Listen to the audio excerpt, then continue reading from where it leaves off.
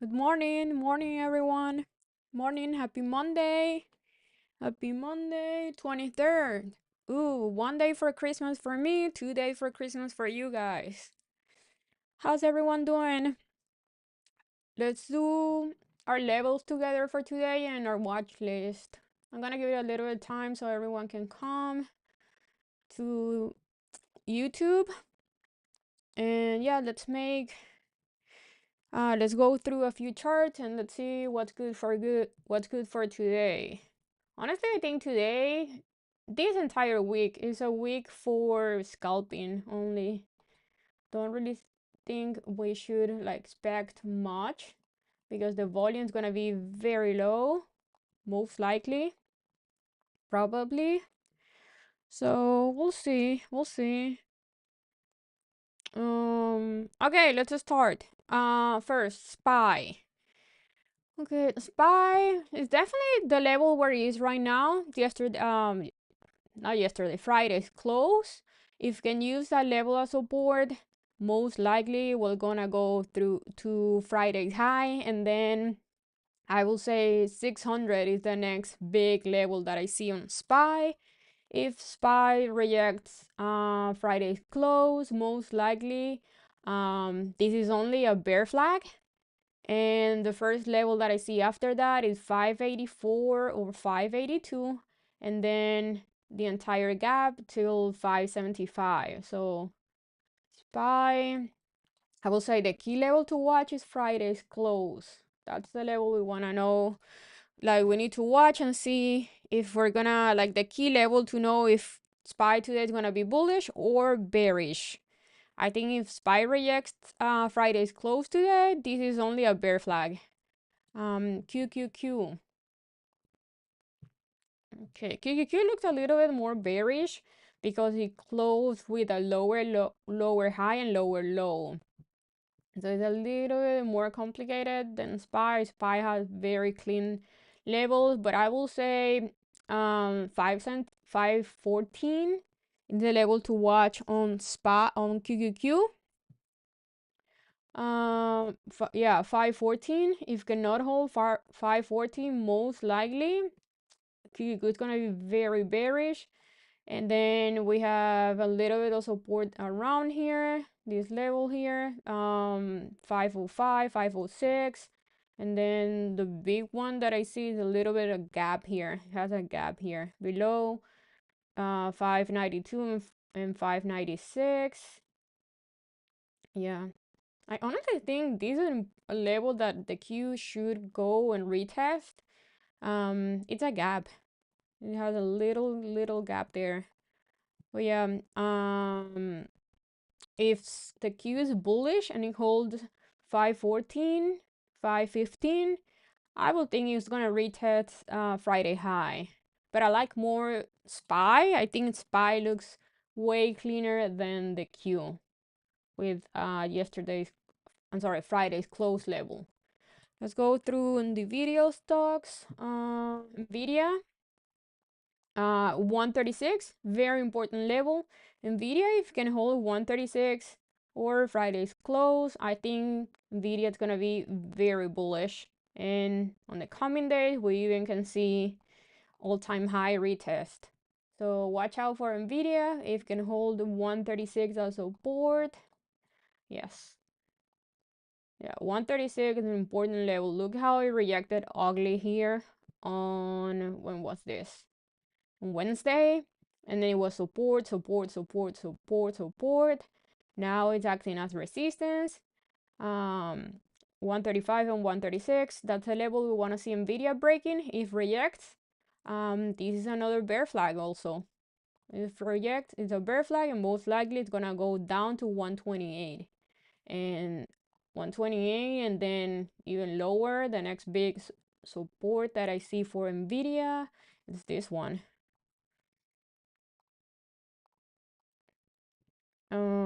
Yeah. Let's see. Apple.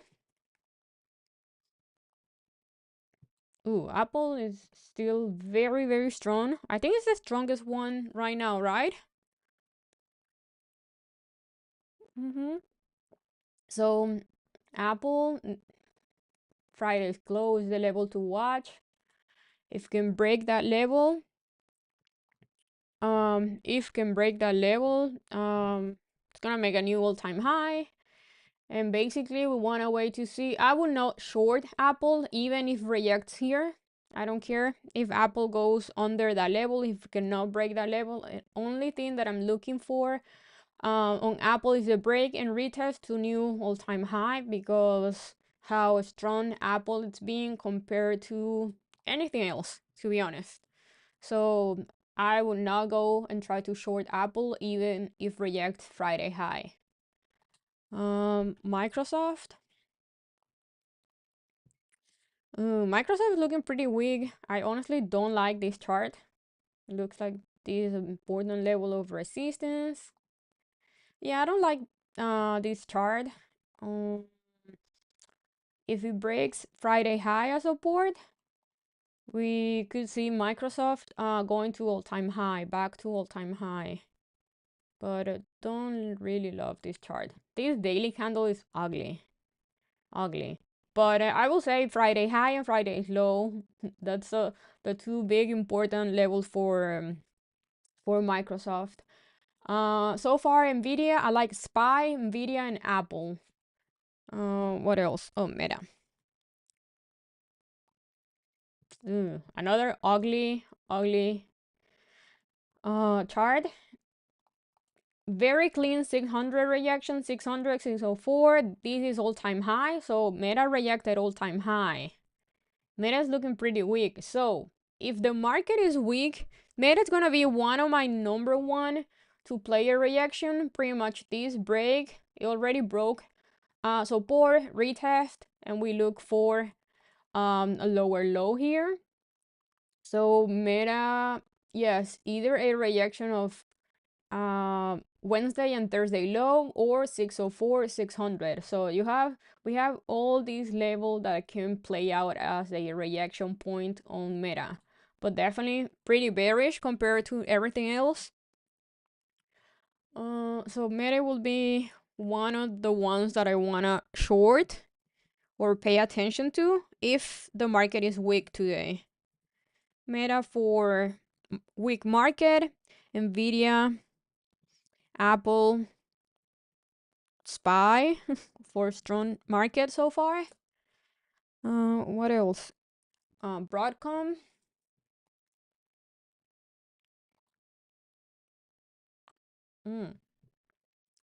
This is another ugly chart. I don't like this chart. Look at this ugly reaction on Friday. What level? This is 230. Yeah, 230. I like it more for downside play, but it's gonna depend how tech it's gonna be today. If tech is weak, Broadcom is another one to keep an eye on.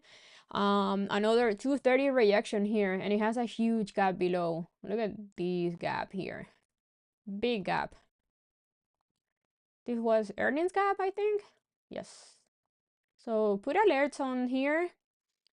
Do I think gaps are play for this week? I don't know, because again, most likely we're gonna have low volume, and I don't trust move when we have low volume.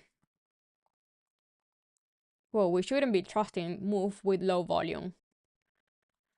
But yeah, I like Broadcom for a rejection of 230. Okay, another one, Meta and Broadcom. Another one that is gonna be with Meta if the market is weak. So those two, I like it for a reaction, possible reaction play if the Q is weak. What else? Oh, Snow.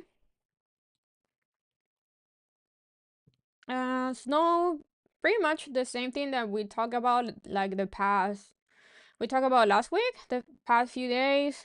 Same thing. I'm waiting for Snow to get inside the gap to play break, retest, and we play the gap here. So yeah, huge gap. It has a few supports inside the gap, but still a big gap. So I'm not looking to play anything that it has gap below. I don't like playing it to the upside because I know gaps are like a magnet holding them down, holding them down.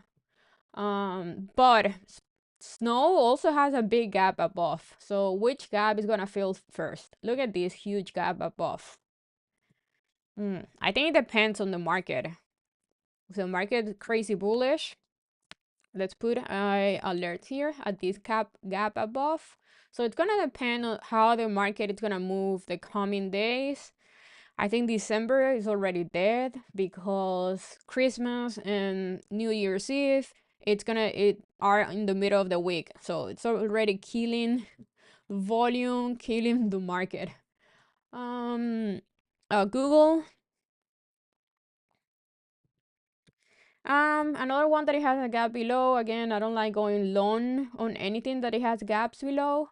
This Friday high, Thursday high is the level to watch out if you want to trade Google. Yes, I think if can break these, I would say this is one. Yeah, Thursday high. You can you can get a move here till FOMC day high.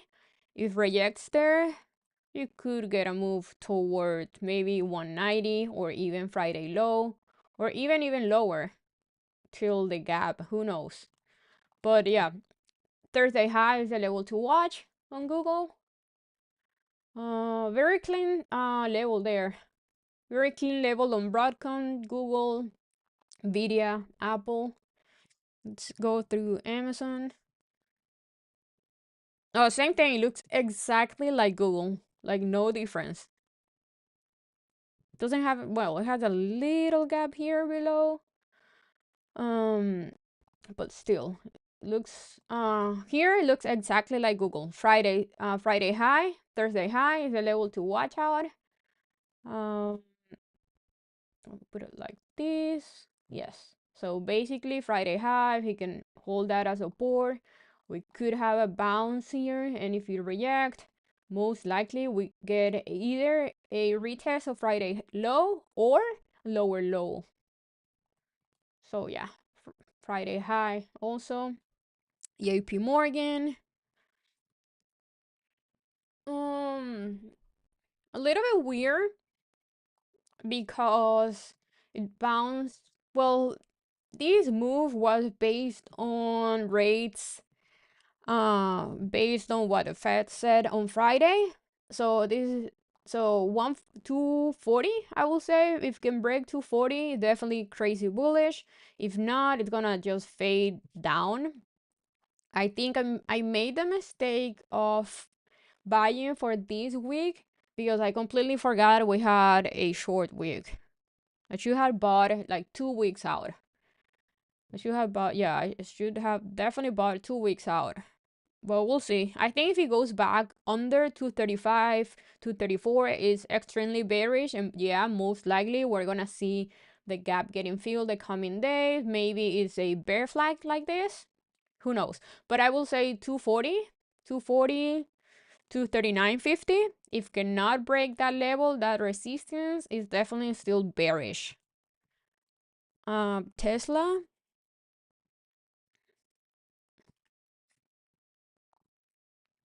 Ooh, this is ugly. I was looking at the weekly. What is this weekly candlestick telling us?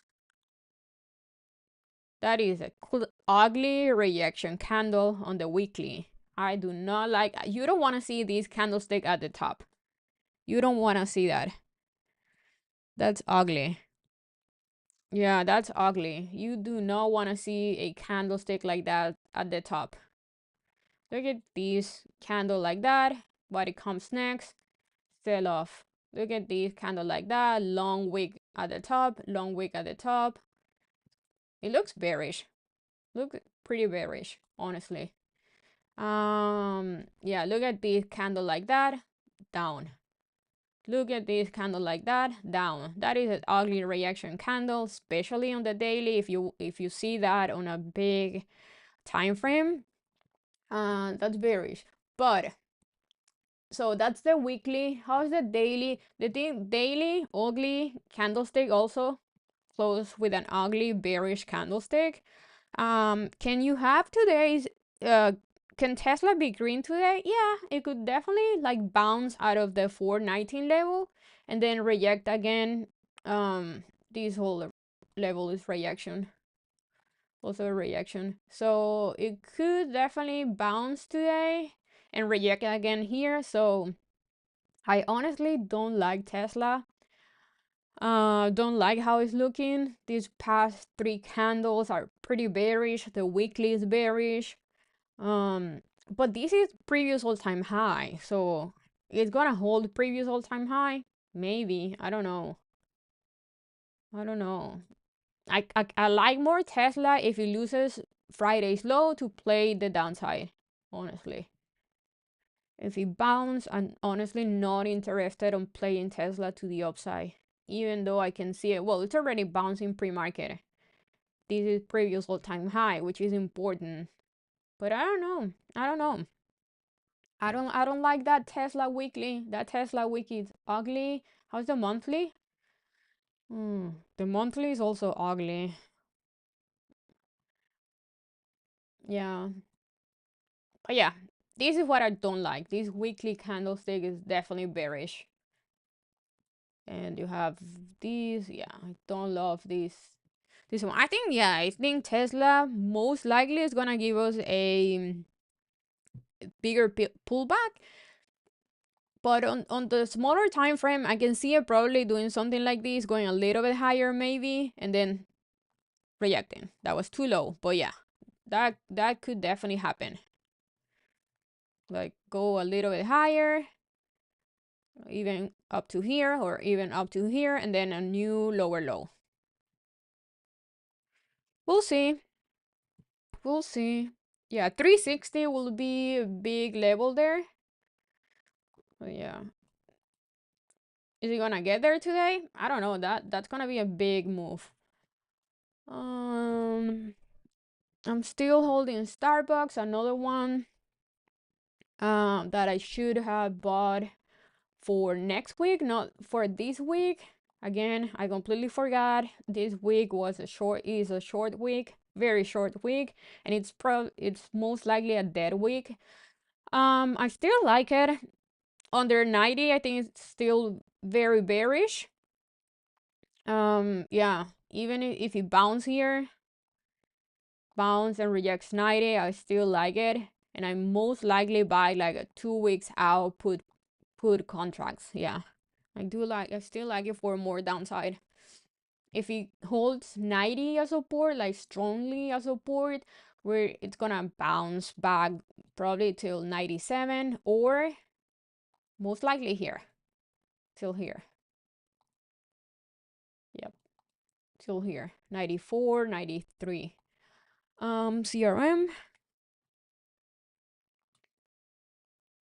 CRM was a beautiful, beautiful gap close reversal. It had this big gap that we played on FOMC. Look at this.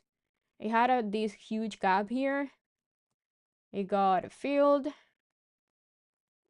and then you have a bounce after filling the gap. That's a gap close reversal. That was perfect. For me, it's this level here, where it was the gap. That was a level to play. That's a level to watch out. The entry was here, and that was perfect. Perfect. Hymns. Ooh, I like hymns. Look at this. This is a good one. Resistance. All this level was resistance. Gap above that resistance. Now fill that gap, and now it has a little gap above. I like hymns. Hymns looks like a very good entry if can hold 25. So I do like hymns a lot. Even for a swim. If the market is strong, I think this will be my number one. If the market is strong, I think hymns will be my number one. For a swing, maybe into for a swing. I think for the end of January, like buying over a month out or a month out. Yeah, if the market is strong, like if the market holds. Yeah, you can buy shares also. Mm, but yeah, I do like this one. I will say him is my number one. If the market is strong, Meta if the market is weak. My main watch today is Spy. Spy, yes. Any other charts? MU.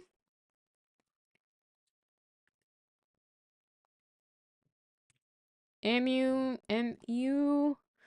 Ooh, MU también looks pretty good, holding 84, 86. Definitely important level. Yes, an important level here.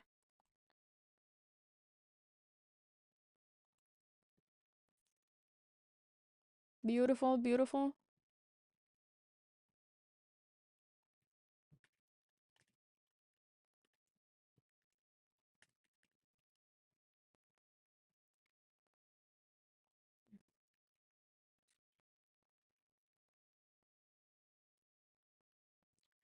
Yeah, pretty good. This looks pretty good. Uh, we have the gap here. Big gap.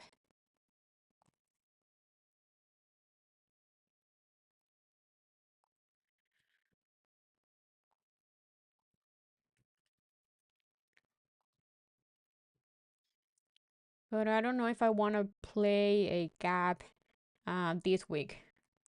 Even next week. Mm. But yeah, it looks pretty good.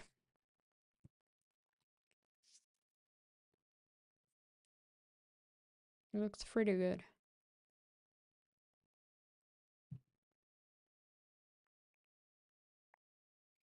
Okay, so I'm gonna put a alert here. We want to see a break and retest inside the gap first, and then we could play the gap. Pay attention to this whole level. That could be resistance. So yeah, I do like this. This one, I think I like more hymns, but we'll see. We'll see. So we have Spy. It's my main one. Yeah, main one today. Very important level 592. 592. If Spy can hold 592, it's pretty bullish.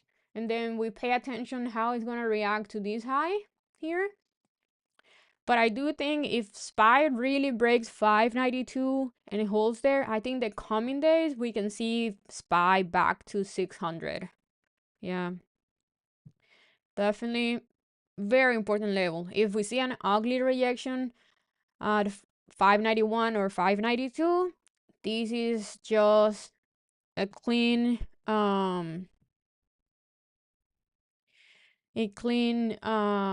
bear flag here. Lower low, lower low, kind of lower high here because it closed just at the same level as Thursday high. And it can be definitely a bear flag. Boom, something like that. So don't be overly bullish, but I'm not overly bullish and I'm not overly bearish. We could also just have a choppy the coming days just like this and nothing happening due to low volume. So anything can happen, honestly.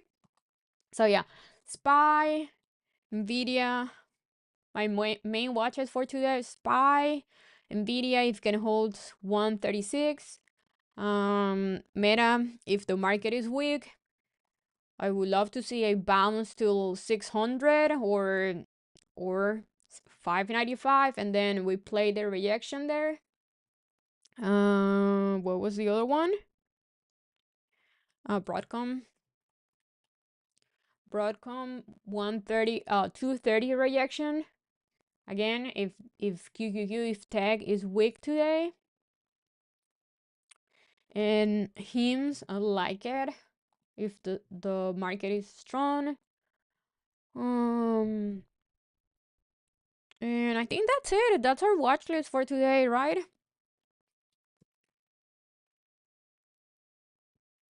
I think that's it. Anything else? Let's see what Netflix is doing. I'm not looking to trade Netflix, but let's just see.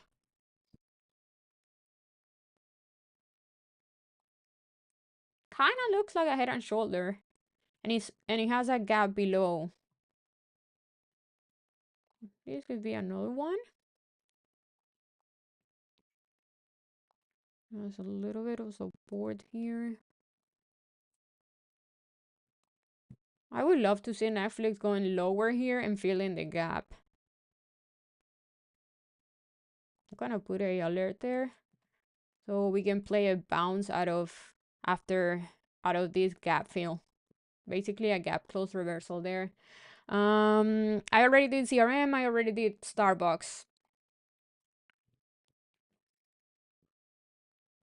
Spotify and Shop.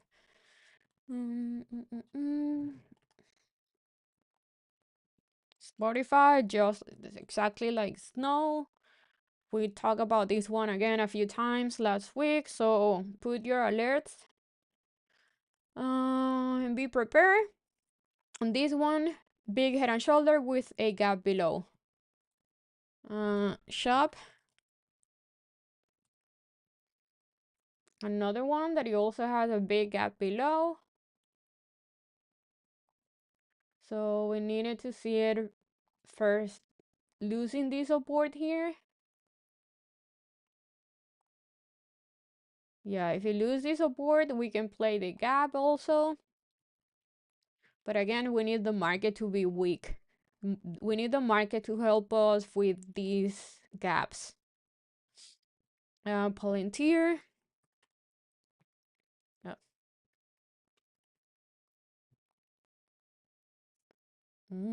That was a beautiful hold here with a weird candlestick. I was not expecting Palantir to do this move. I guess this was based on news. Yeah, it's based on news, that move. Um, this rejection point, if you want to play Palantir.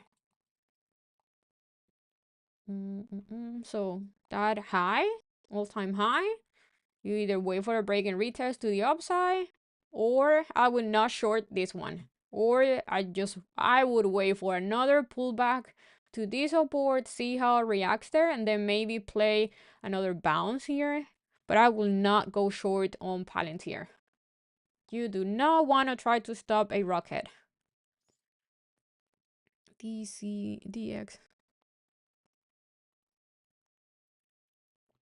DX. Oops. It's 9. DXCM. What's that?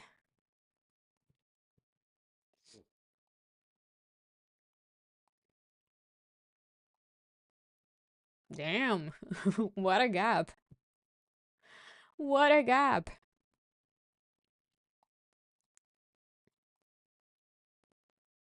See, guys, how I always told you that the gaps get filled. We don't know when, but gaps get filled. Look at this gap. You have a big gap here, and look how it got filled. Literally got filled and then bounce. You had a little gap here. Look how it bounced, filled the gap, and then rejected. So that's why I always say gaps always get filled. We just don't know when. It had a little gap here. It got filled like a year after. When was that? Yeah, a year after.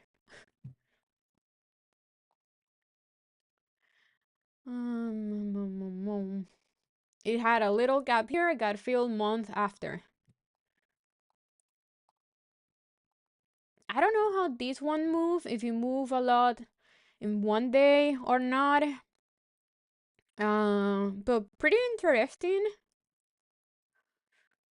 Pretty interesting chart. I don't know if I play the gap because I don't know how this one move. but it's a huge gap.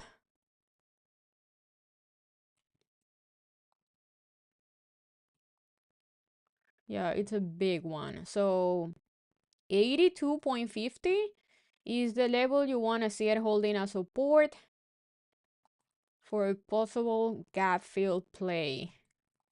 Yes, that's the level.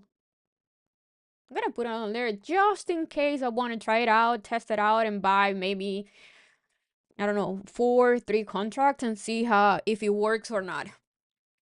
Um, AMD.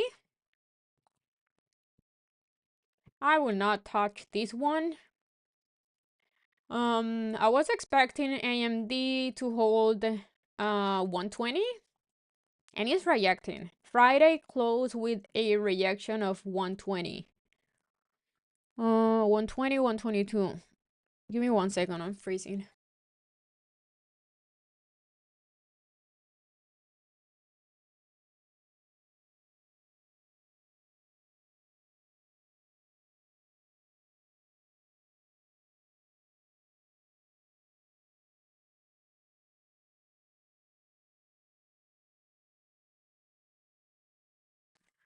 Okay. Yeah, so 120 to play AMD to the upside. I will just wait for a weekly hold of support, like a weekly bullish candlestick. This is a falling knife. I am not looking to try to guess when this thing is gonna stop dying. I'm just gonna keep buying shares at strong supports.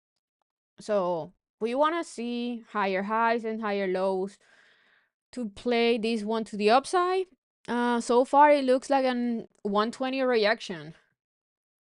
It could definitely bounce here because I can see here, look at these little candles holding. This is 116, 117. But yeah, this is, look, the weekly is very bearish. How's the monthly? Monthly very bearish, but yeah, where it is right now, look at, it's at a very important level of support, even on the monthly. Look at this. Reaction, reaction, hold, reaction, reaction, reaction, reaction, reaction, reaction, hold. Is it gonna hold this month? We'll see. We'll see. The weekly is still bearish.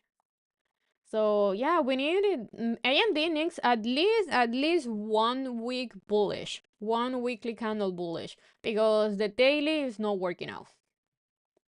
Unless you have a very strong bounce daily candle like this one. And then we could wait for a consolidation day or a pullback day. So this will be perfect. This will be perfect to enter AMD loans. You want to see either a daily candlestick that is very strong, very big green, and then you enter on pullbacks, or you want to see a weekly candlestick bullish that is bullish at support, and then we see how the daily is looking. But yeah, I will wait for a strong bullish candle there. ARM.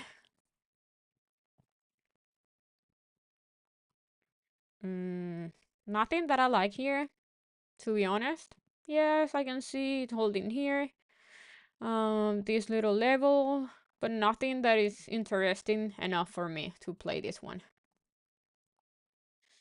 It's a board, but it had an ugly reaction candle. Yeah, I don't love it. Nothing that I like. I can see this is an important level of support. Look at this is the weekly chart. But I don't know. I don't love it. Yeah, I don't love it. Chewy.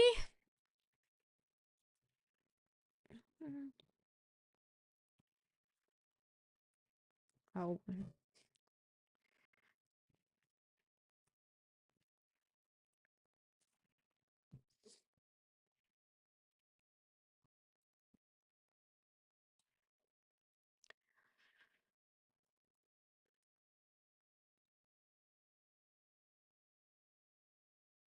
okay. Do you guys see this long wick here?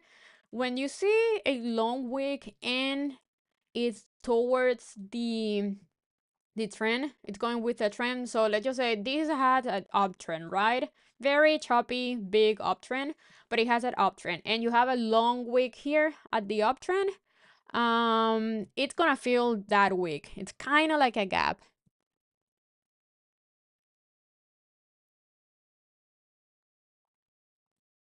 It's kind of like a gap. So I think Chewy is gonna go higher to these levels here. But do I like this chart? No, I don't like how it's super, like, it can easily stop you out.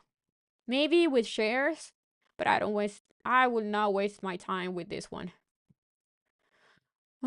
Crocs.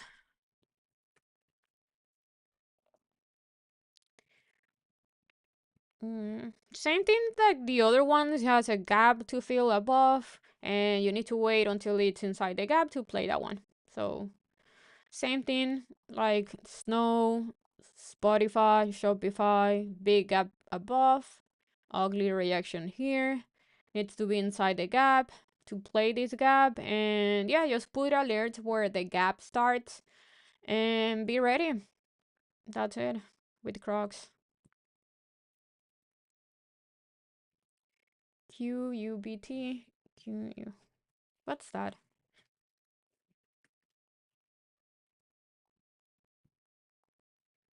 I don't like this chart, honestly, but I can see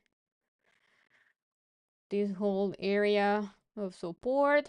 So if you see consolidation here, that could be your entry. I will wait for a few consolidation candlesticks there.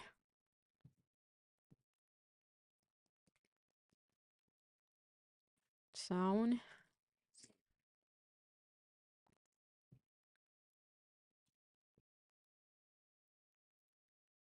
I should have entered in this one here on my support level. Look at this. I had support here. It played perfectly. Break, retest, and boom. Why is this so high so much? It's AI above all-time high. Is it a crypto thing or just AI? Support here, resistance here. So you either wait for a pullback to support, or you wait until it breaks resistance and you wait for a break and retest there to the upside. Either or.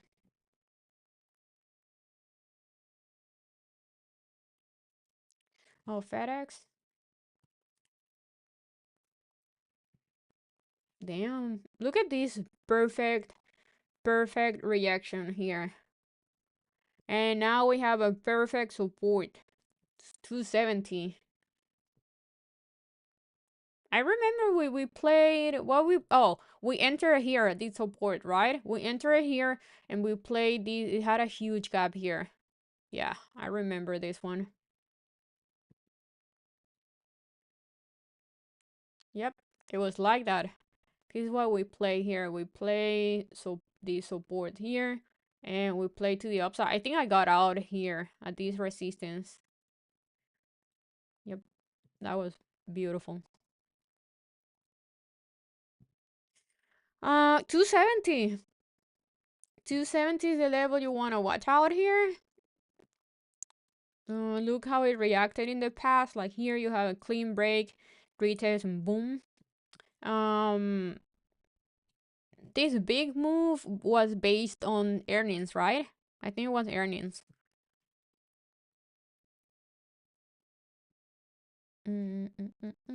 Yeah, that was earnings. So yeah, you want, if you want to play, I will say if you want to play FedEx, wait for a few days of consolidation here. Oh, that's an ugly weekly candle. But yeah, monthly, definitely an important level there. So yeah, I will wait for a few days of consolidation here at support at 272, 270. Basically, you want to see this. You want to see it holding the support here at least for 2 days. I would say 3 days. I would say this entire week. Because after a huge pullback, you can definitely have holding a few days holding here and then just keep going lower. It depends how was the volume there and how is the volume coming, because that was a big volume selling. That sell-off was with high volume, so I wouldn't be too eager to trade FedEx to the upside. IO and Q.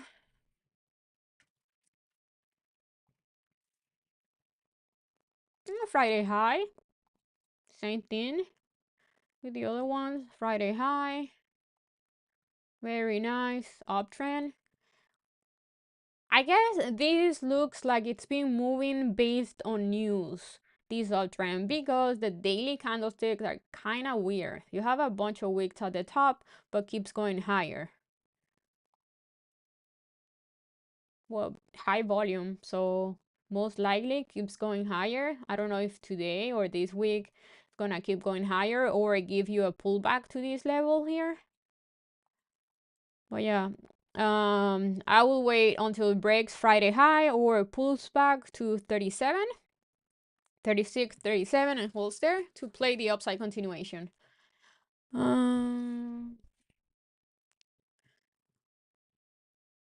Ooh, okay, so Nvidia is invested in sound. If Nvidia is invested in sound, that could be a good play with shares. How much is sound? Let me go back there. That's a good insight. Yeah, I would play this one with shares, definitely. IB.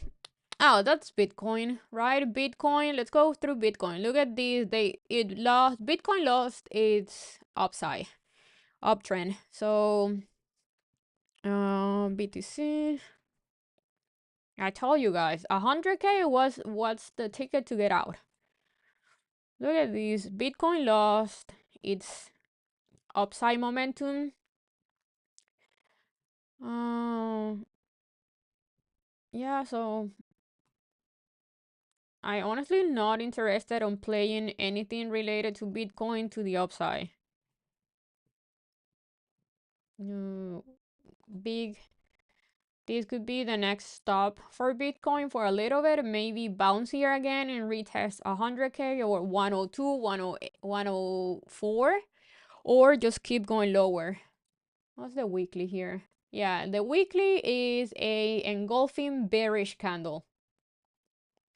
That is bearish.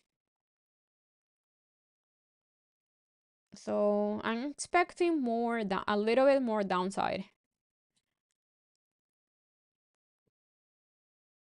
Look at this consolidation for a month, like almost a year.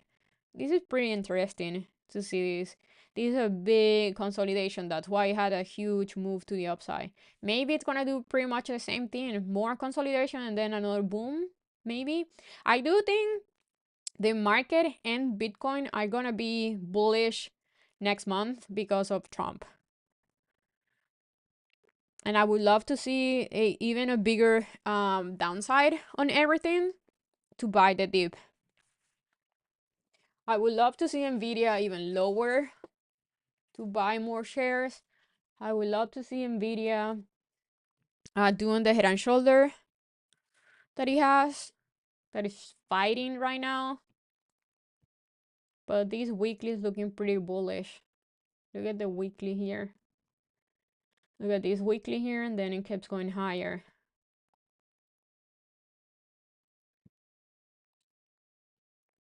Yeah, this big head and shoulder on Nvidia never played out.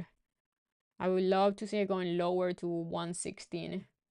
But it doesn't look like it wants to do that.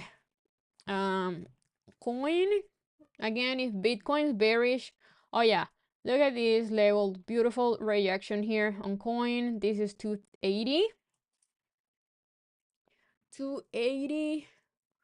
If coin is bullish, you want to see, I'm sorry, if Bitcoin is bullish, you want to see coin holding 280. If Bitcoin's bearish, you want to see a reaction of 280. Most like I would love to see a reaction of 230. I think 230 will be little bit safer for us if we want to play the downside continuation. So basically, with coin, if Bitcoin is bullish, you want to see coin holding 280 as support. If Bitcoin is bearish, you want to see rejecting. You want to see it under 270. You want to see coin rejecting 270. Let's go with micro strategy. Eek. Eek.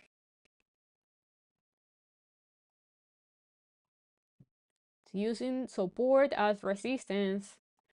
That is no bueno. I think this one is super hype up. This is not even a company, they just buy Bitcoin. I don't understand it. Like, I knew what they do, but yeah, they only buy Bitcoin. They don't do anything. And they bought Bitcoin at the top. Most likely, I think that move was based on probably taxes. Probably taxes. Yeah, they need to spend that money on something. But buying at the top is just ridiculous. Yeah, so Thursday high, if reject, I can see it more downside here. Again, if Bitcoin is bearish, which is it is kind of bearish right now, and it has a little gap below, so I will definitely expect this one to go here, 280. But I don't play this one. I wanted to play this one here because I really like this how it was holding here. I wanted to play calls, but the calls were too expensive. They were too expensive, and the IV was over. I think it was over 200 or something like that. So not worth it for me.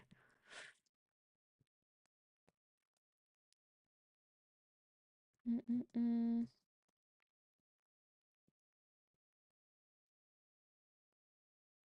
Mm-mm-mm.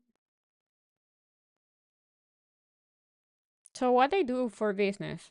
Because all I hear is they have a bunch of Bitcoin. Oh, SQ. SQ is another one that it kind of move with Bitcoin. Um, yeah. If cannot hold 87, it's gonna feel this little gap below. If cannot hold the 87, I think it's gonna go to the support with time, obviously. First, it needs to break this one, the support here, and then 74 will be the main one that I see.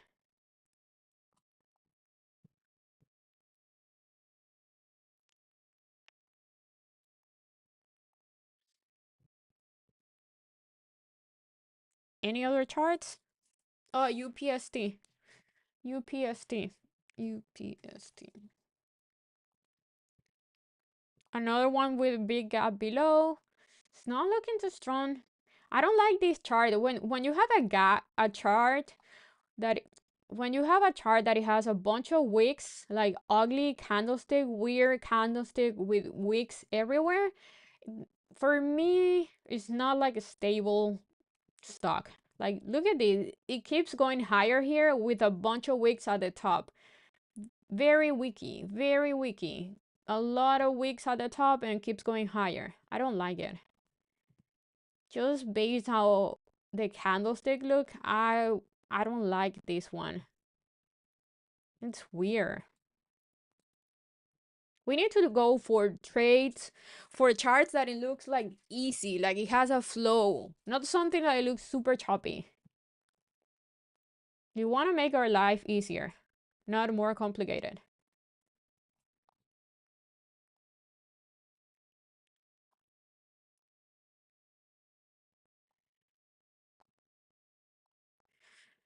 Um, Amazon? No, I think I don't. I haven't. Did I do Amazon? I don't. Oh yeah, here. Just it looks exactly like Google. Same chart, pretty much. Friday high is the level to watch. Friday high, Thursday high is the same one. That's the level to watch. Oh, IWM, and that one I completely forgot about that one.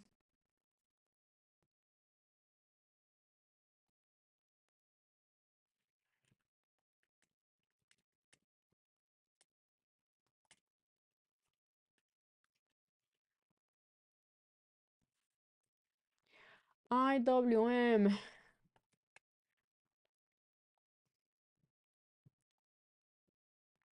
I will say 216. It's the level that I want to play on IWM. 216, 215. I'm waiting for that level, honestly.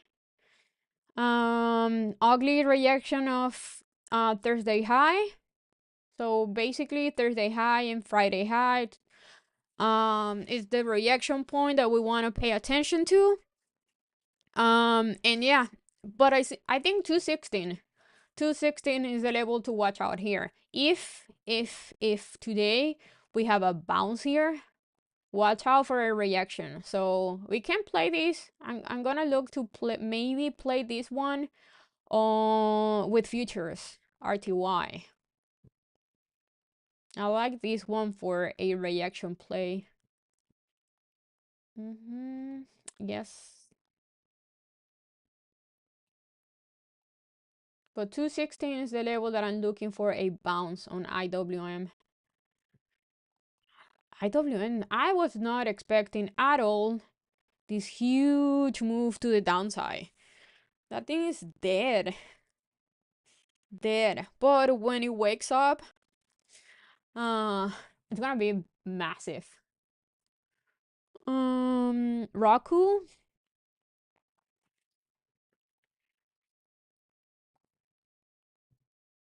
Yeah, 78 hold. Do I like this chart again? Same thing that I talked about like 2 minutes ago when I don't like trading a chart that it has so many wicks that it means it's super choppy. Doesn't have like easy flow. So don't love it. But yeah, clean 78 support. Break retest. Maybe. We're gonna see a higher high here. What is the next? Oh, look how, okay, now I understand why. Look how it has a huge gap here. This gap, right? Big gap there. Fill the gap and rejected. That was so clean. Look at this. You had a huge gap there. Pretty much fill the gap, rejected. I already did that one. So yeah, huge move, fill the gap, reaction, looks like a gap close reversal here. Most likely, if it keeps holding 78, most likely you're gonna see it back to 88, 87. But I don't love, I don't really love it. Don't really love this one. Look at here, another example. It had a big gap here. Look how it filled the gap, and boom, reaction. That was perfect. Same thing here. I already, Ulta is one that I haven't done. Ulta.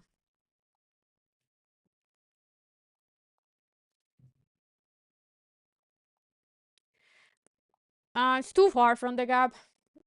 And the gap is this. Very far from the gap. So no gap play yet. It's like $40 from the gap. Ulta, this looks like a huge inverse head and shoulder. But I don't really like playing Ulta.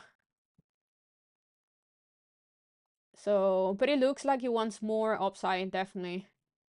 Big head, inverse head and shoulder. Very far from the gap, but it definitely looks like he wants to go higher. Needs to break this level. This level is acting as resistance here. 440 needs to hold 440 as support. Then it's gonna go here, and then wait to see if it's gonna break that resistance and be inside the gap. Yeah, look at this. Look at how perfect this gap is. Look at this, how perfect gaps work. It had a huge gap here, gap up, held that gap, went all the way up, right? And then what happened with, I think it was maybe earnings or news, you have a gap down and it goes back, gap down just to fill this gap. Look at this. That was perfect. Look how beautiful, beautiful gaps work. Beautiful. That was perfect. Yeah.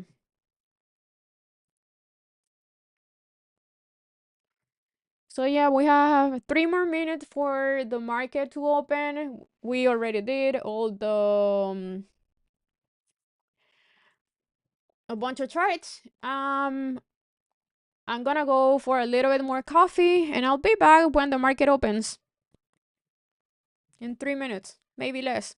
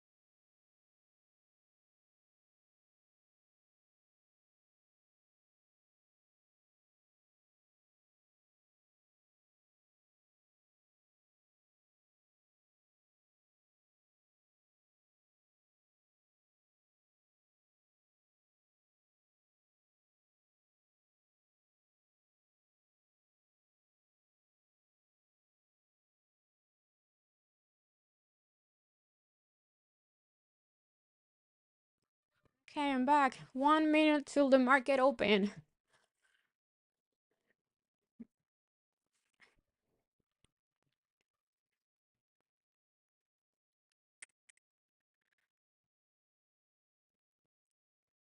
One minute.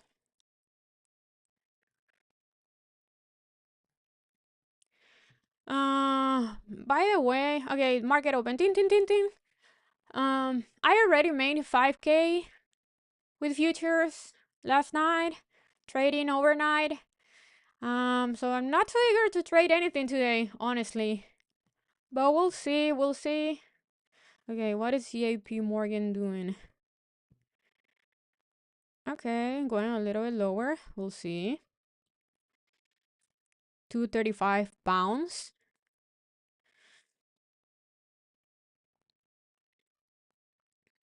I want to see JP Morgan losing 235. 592 on SPY.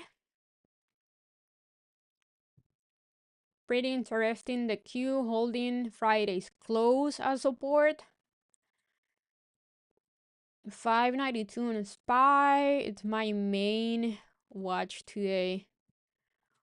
Beautiful Nvidia 136 hold.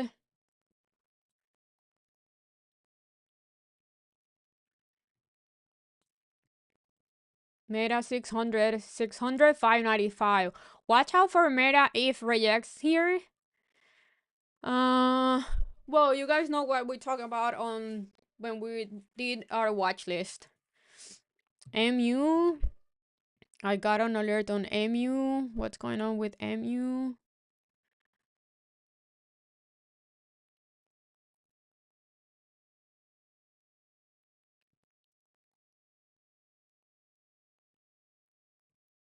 Oh, mu, it's right at the gap. That was an ugly reaction there.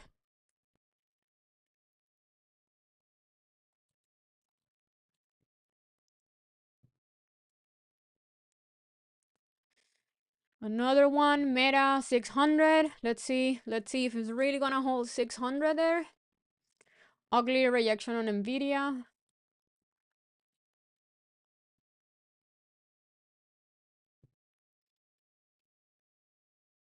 If the market reacts here, Meta is the one to short. 604, 600. Under 604 is bearish.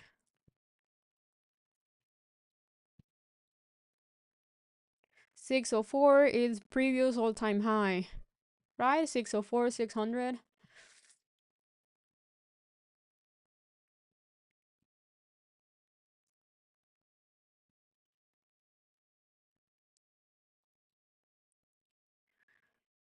Yep. Apple reacting all-time high. Nvidia trying to hold 136. Okay. Meta's already reacting 600. That's your entry.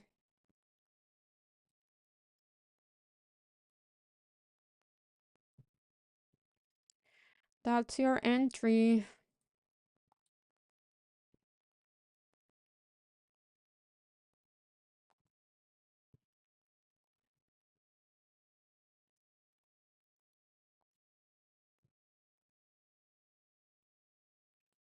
Snow looking pretty weak.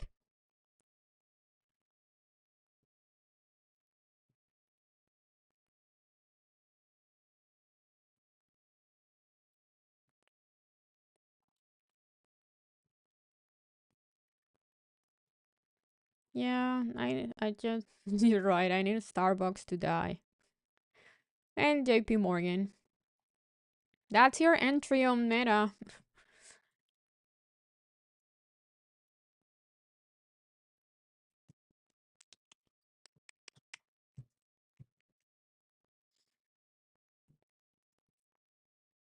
Spy is trying 592, trying to break that one. For me to be bullish here today, I need Spy to hold strongly 592.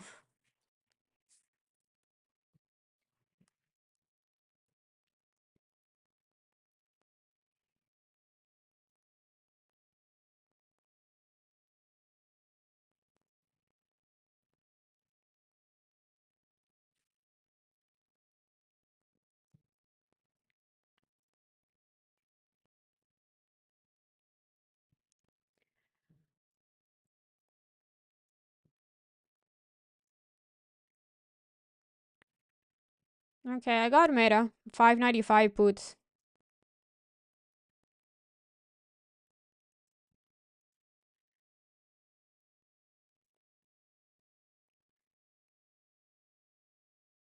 My stop loss is gonna be 604.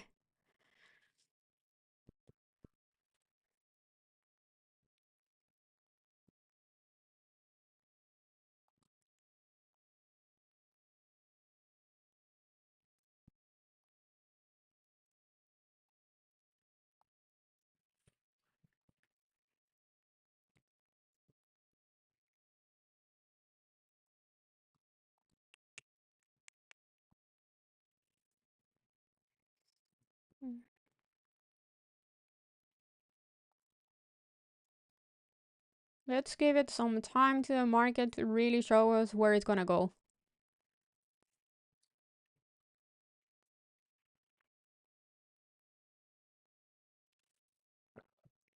Okay, Broadcom 229, 300, 230. Let's see if it's really gonna break 230. 230, it's very important level for Broadcom. This could be another good reaction play. Let's see. If it holds 230 strongly as support, it's pretty bullish.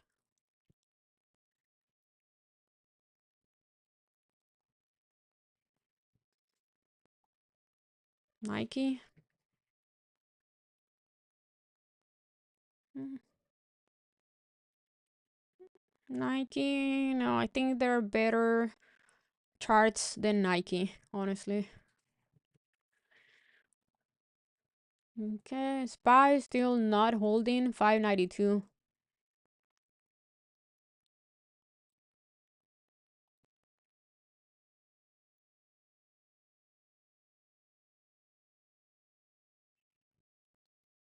Yeah, I think we got a good entry here on Meta. We'll see, but so far that was an ugly 600 reaction. Microsoft doing nothing. IWM pretty weak. SPY still not breaking 592. In fact, it's looking kind of weak there. Yep. Ooh, I like that move. I like that move on SPY. No, I don't use any of that, Sammy.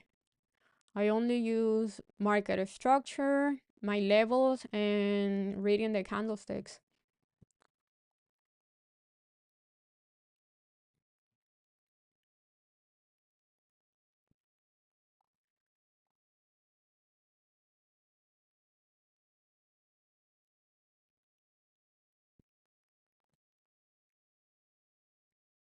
I need JP Morgan to lose 235.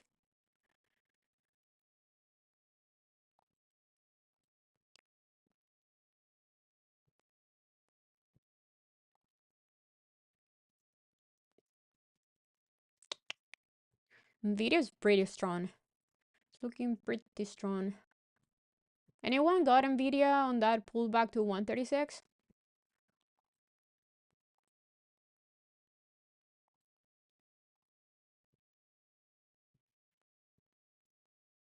Yeah, that was pretty strong. Very, very, very clean.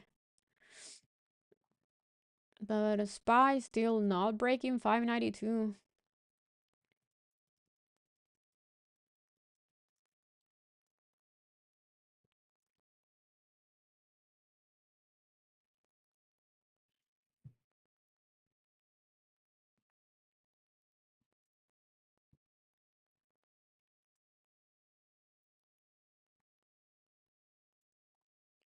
Later today, I want to talk with you guys about some tips or rules to become profitable next year. Rules to become a profitable trader on 2025.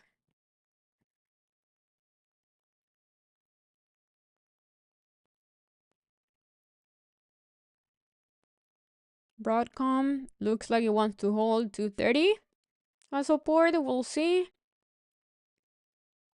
That is a key level for Broadcom to hold.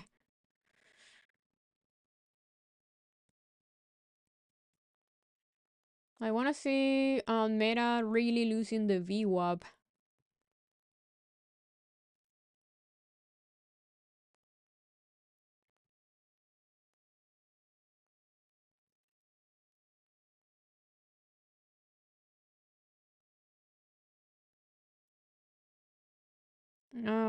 I teach how to trade futures and options on my mentoring program.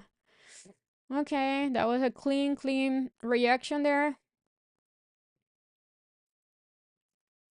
Beautiful 230 reaction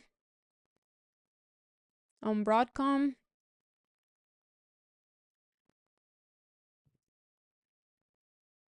Snow, watch out for snow. Snow looks like it finally is gonna go inside the gap.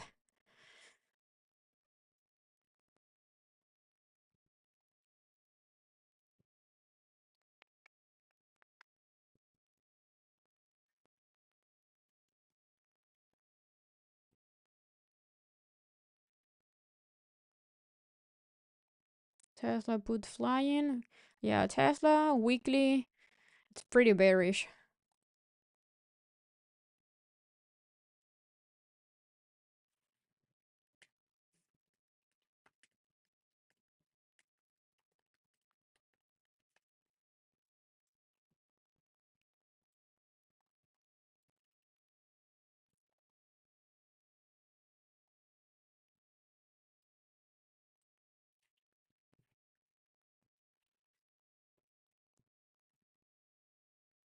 how can you learn? Send me a DM.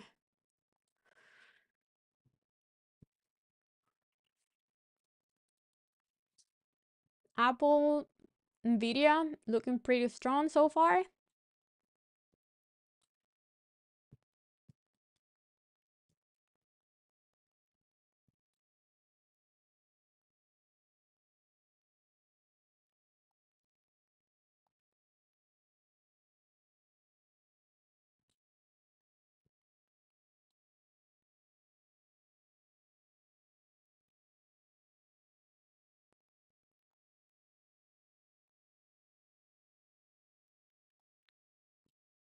Broadcom looking pretty strong so far, above 230.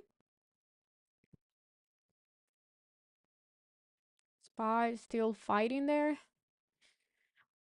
Holding the VWAP. The Q holding the VWAP too.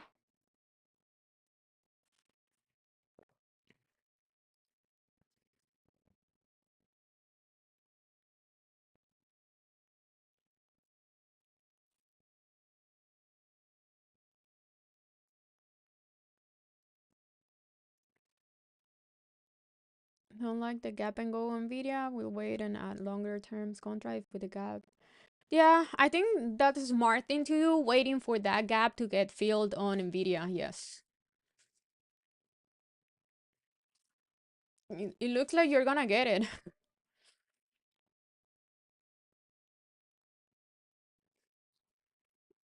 Oh man, Meta is looking pretty good. Our Meta puts it looking pretty good. Broadcom is not holding 230. If cannot hold 230, it's bearish. That was just a retest of resistance. Resistance retest.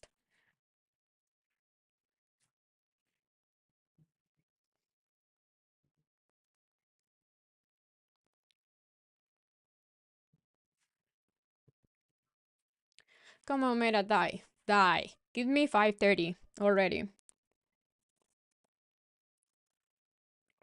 Give me 530 already.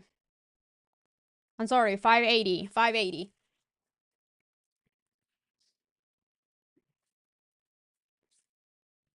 Everything is rejecting now.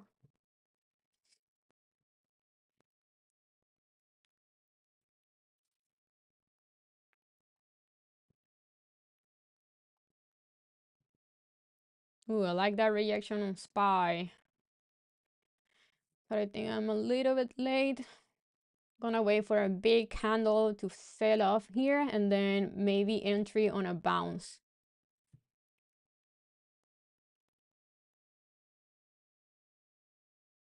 Again, if SPY cannot hold 592 as support, the market is bearish still.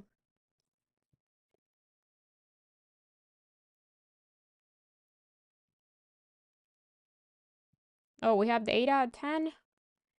That can change on data.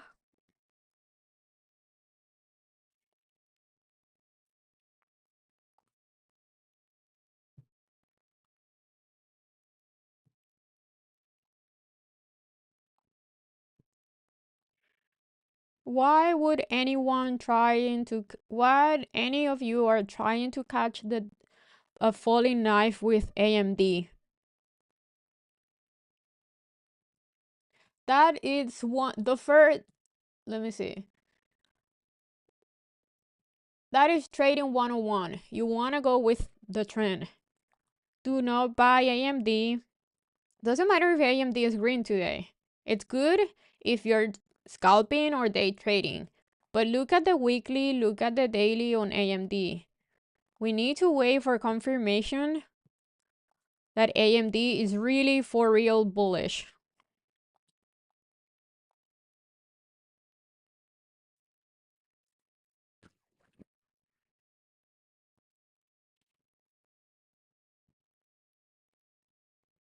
Yeah, shares it's fine.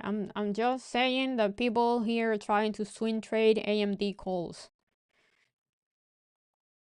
If you have a bounce at coming days on AMD and you bought longer term calls, that is just being lucky. That is not trading.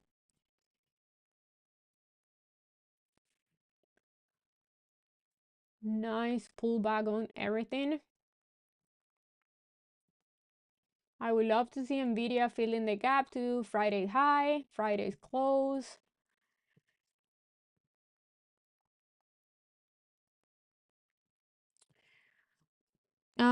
I got AMD leaps 1 year out. Still, you're not buying when AMD is bullish.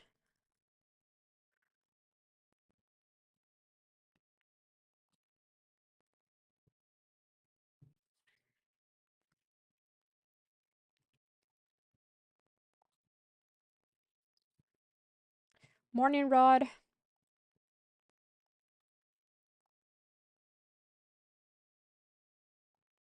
Broadcom not looking too strong, but it's holding the VWAP. If you lose the VWAP, in fact, I think Broadcom is a good short play with a stop loss today's high.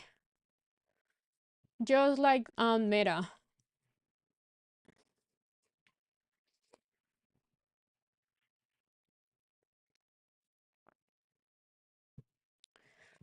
Just by seeing, look at the daily, guys, on Broadcom. It has a Friday had closed the daily candle with an ugly reaction.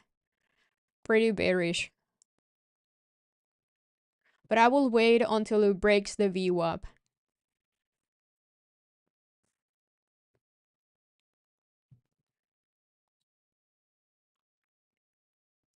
SPY is looking weak. Let's see how it's gonna react to pre-market low. Pretty close from there.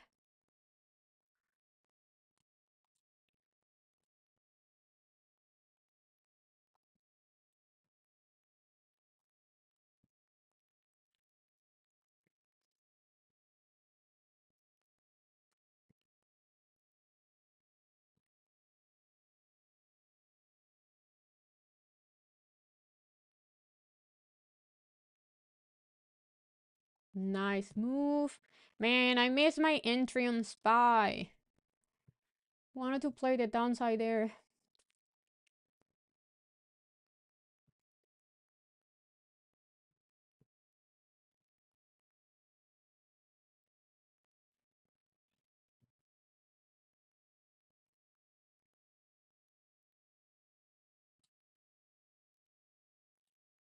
JP Morgan looking pretty weak.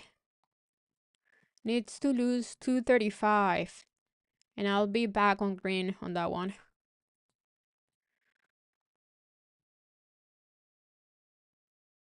Okay, SPY's about to hit pre-market low. Let's see how it's gonna react there.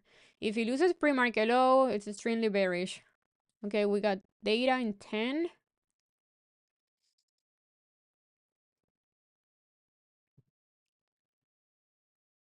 I use daily, 30 minutes, and 5 minutes time frame.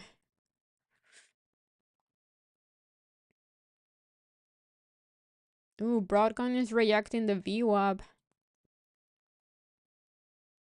Look at that daily on Broadcom. Looking like a short play.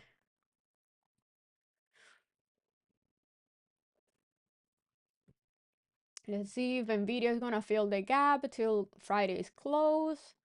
That will be perfect. And I wanna see this Meta going to Friday's low.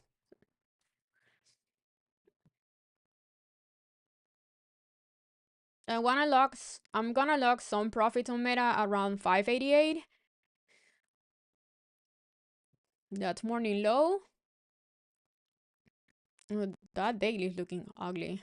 It's too early for that, but it's not looking strong at all.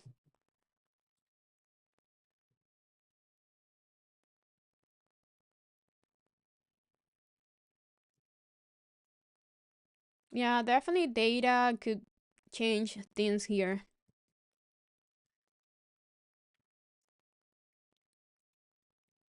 SPY is trying to hold pre-market low.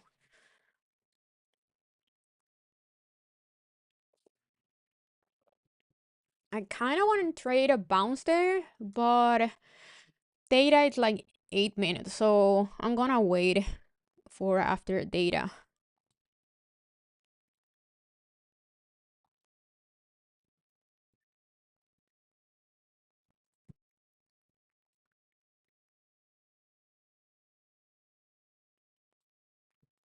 Yeah, I was looking for that bounce, for a little bounce, just scalping there.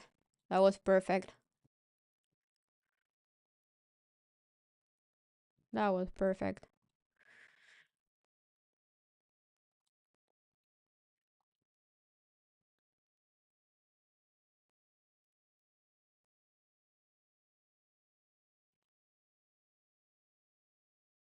IWM crazy bearish. It is extremely weak. Couldn't even retest Friday high.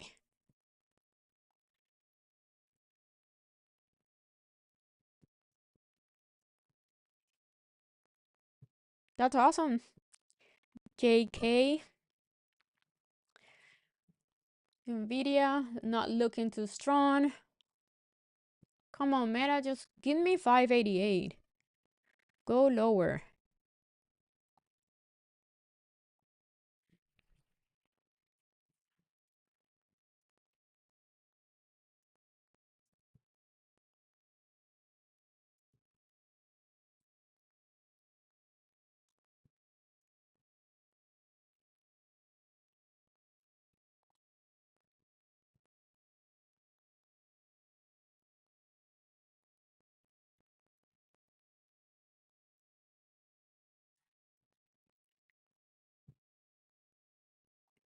Anyone on IWM puts or shorting RTY?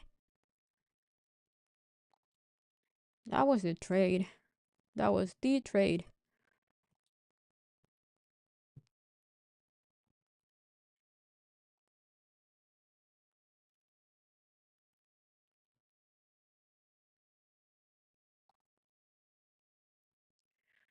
Broadcom fighting here. Nvidia looks, ooh, fighting morning low.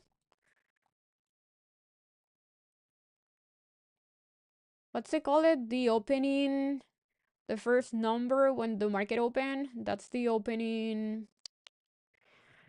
What is it? Opening print. Yes. Nvidia is fighting the opening print. That one.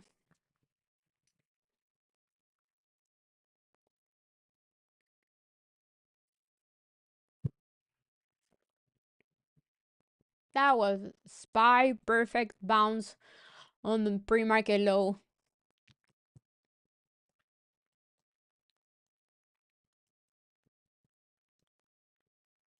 I should have taken that one.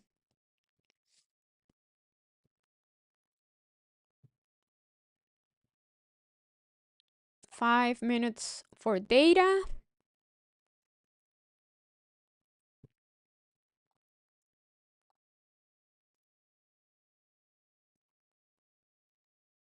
Let's see.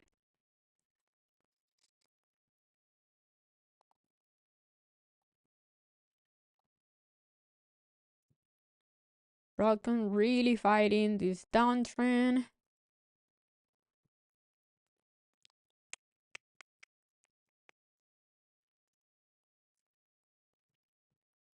Yeah, we definitely need to be patient here, especially with data coming up in 5 minutes.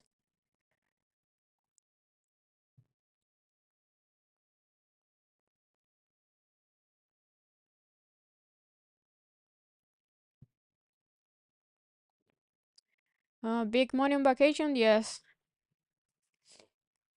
The the best traders out there are not trading right now. No reason to do it.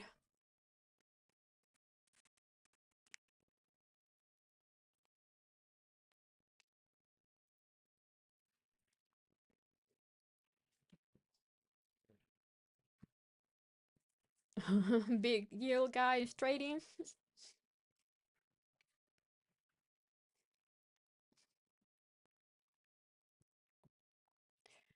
The thing that is messing up this month is like it's like Christmas is right in the middle of the week, and also New Year's Eve. New Year's Eve it's on Wednesday or Tuesday. It's Tuesday, yeah. Tuesday, nobody's gonna trade on the first, and then you have Thursday and Friday. Same thing with this week. Um, 24th is half day, and then you have 25th, it's closed on Wednesday, and then you have Hanukkah on 26th, which is Thursday. Who's gonna trade Friday? Like, I think last year Christmas was on Friday, which is way better. Okay, nice bounce here. Anyone got in on that SPY pre-market low hold? Trading every day?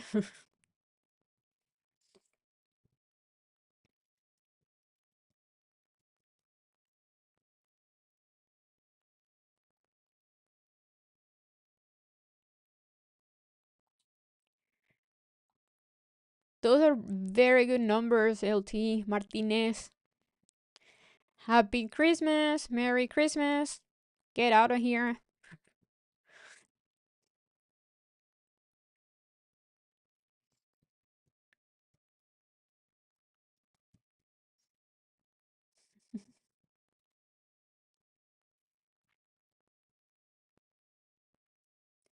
Nice bounce on Nvidia. Again, we still have data coming up in 2 days.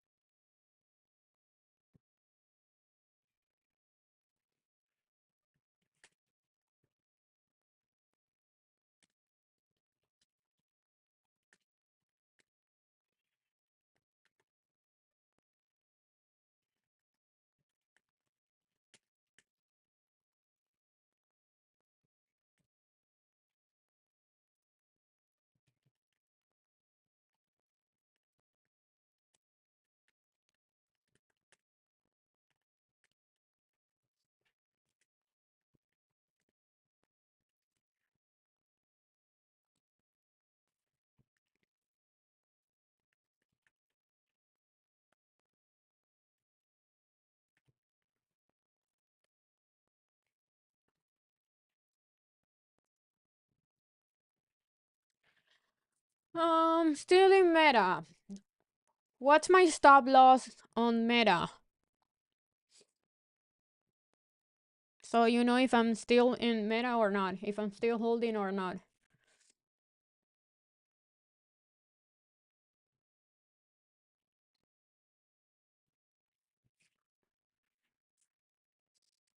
Yeah, exactly. So am I still holding Meta or not?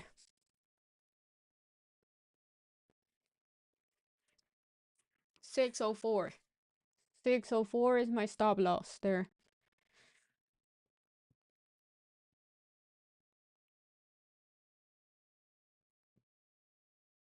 Do I have to have 25K to trade futures? No, you can trade with $200 with a prop firm.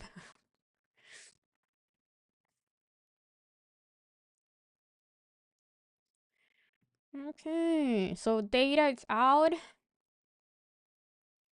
Let's see if the market can pick a direction now that data is out. I will say we need to wait until SPY either breaks 592 or breaks pre-market low.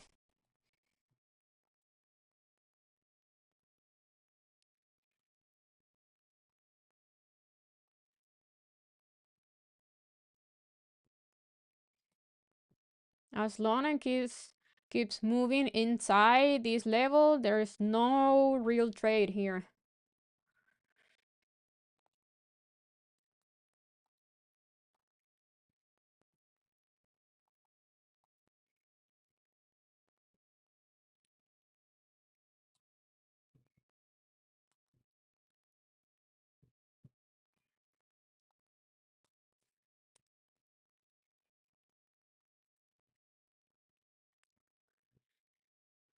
Still in BA? I never traded in BA. Maybe once, like 5 years ago. I don't trade BA.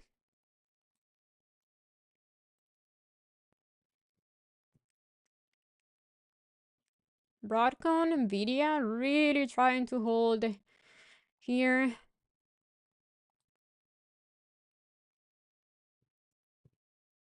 Finally, Starbucks is looking pretty weak.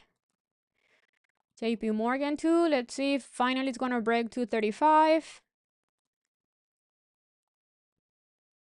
Okay. Ugly reaction there on SPY.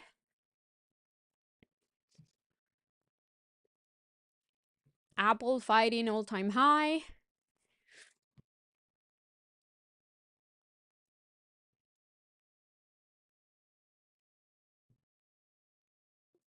IWM dying. JP Morgan finally breaking 235. That's beautiful. I need more. I needed to go back inside the gap. But I'm back to green on that one.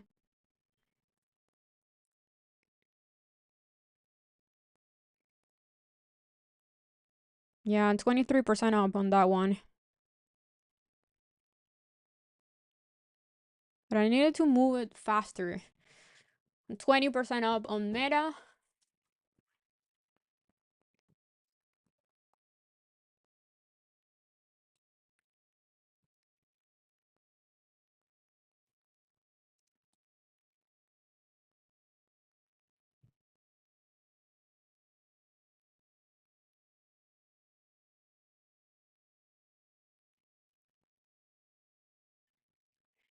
So, like I said on when I was doing the watch list and the levels pre-market, the market could just be super choppy between just moving in a range because again we have holidays, in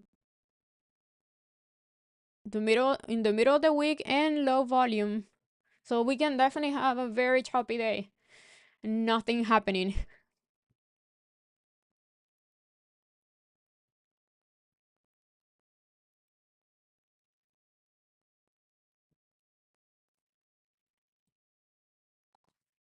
No, that is not how Meta's move and AMD is moving. It's choppy, but not like that.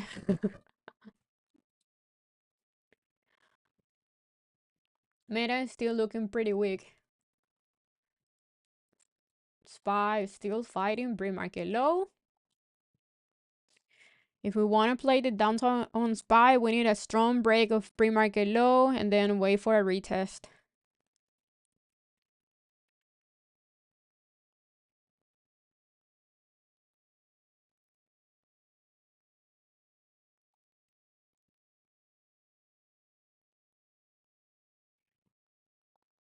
Yeah, very wiki, very sideways, very choppy. But again, it's expected. Come on, Meta, just die already. Give me 580. Give me 580.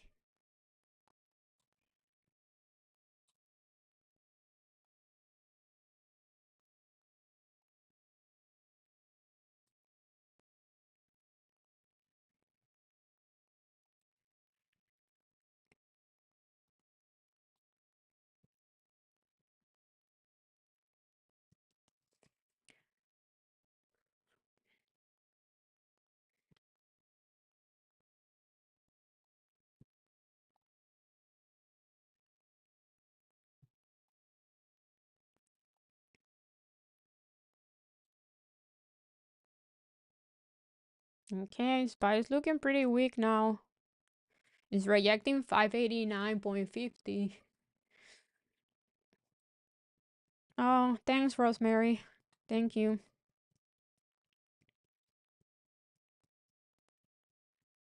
Come on, SPY, just break that. Lose it.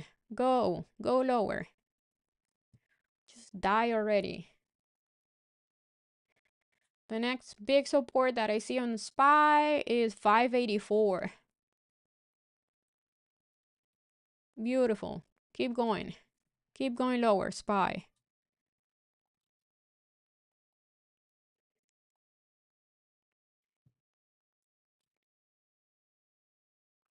These candlesticks are crazy, especially Nvidia. Nvidia move is so weird. Snow is melting.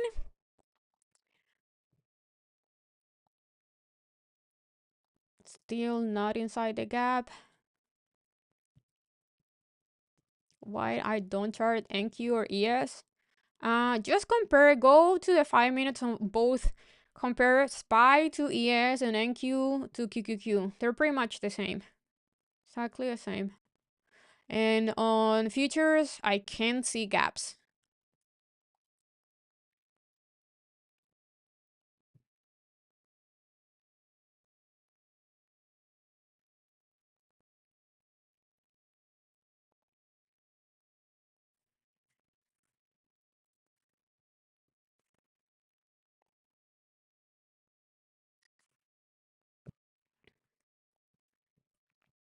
It's just me. It doesn't mean it's the right way to do it. Like it doesn't mean like if you want to trade futures that you need to do it like me. It just I don't know. I don't like futures chart for levels also because I feel the levels are too wide and it can get me stop out like easily if I'm watching futures. And at the end of the day, when I compare like ES and SPY, they look pretty much the same. But futures has post and pre-market action, which I don't really care when I'm trading. When I'm trading, honestly, yes, I do use SPY pre-market low and high, but the main levels that I use are SPY and QQQ daily levels. And when I put my levels on SPY and the Q, they're pretty much the same on ES and NQ. So again, I don't see why I need to change that.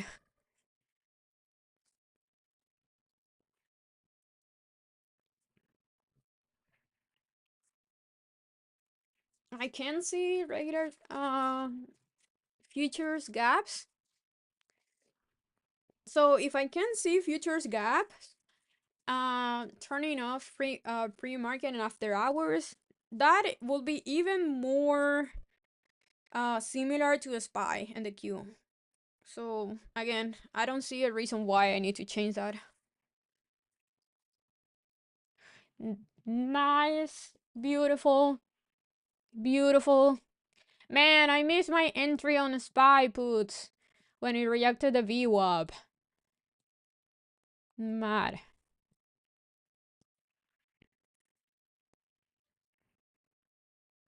Come on, Meta just died already. 580. Nvidia going for the gap. Beautiful, beautiful, beautiful reaction. Broadcom reacting 230. Clean. Starbucks looking weak. JP Morgan still fighting 235.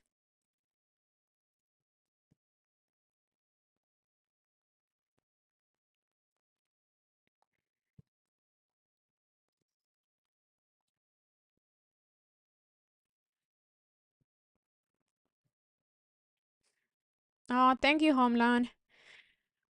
Thank you. Remember to like the video. Like.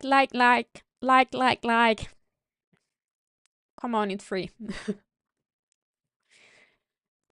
Shorting snow under 160. That's the gap. But you need to buy a lot of time because remember the next 2 weeks are gonna be dead. So if we want to play the gap on snow, we need to buy a lot of time, at least a month. Okay, Starbucks. Starbucks looking good for our puts. It's right at Friday's low. It's losing Friday's low, which is pretty good. Can it die already? Please. Meta, keep going lower. Meta is right at pre-market low. It's fighting there. It's fighting there. I'm gonna start logging some profits here on Meta. 50% up those puts. So why not? Why not? Congrats if you took Meta with me. That was a clean clicks, clean 600 reaction. That was perfection.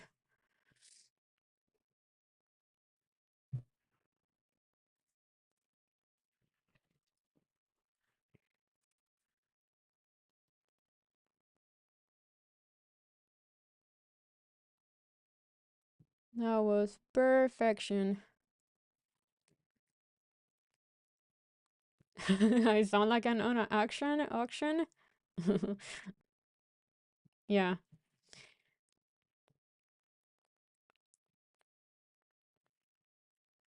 580, 580, 580 on Meta, 580, 588.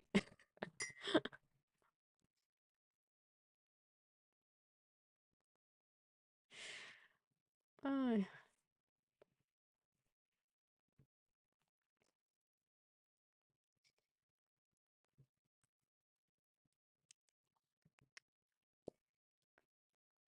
Let's see how the Q is gonna react to 514. Nvidia trying to hold here. I would love to see Nvidia going back to 128. Would that happen? I don't know.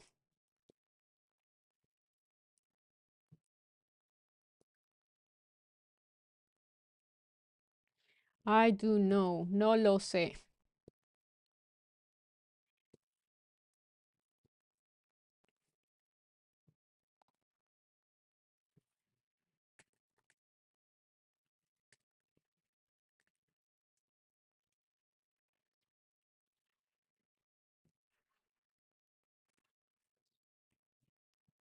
No lo sé.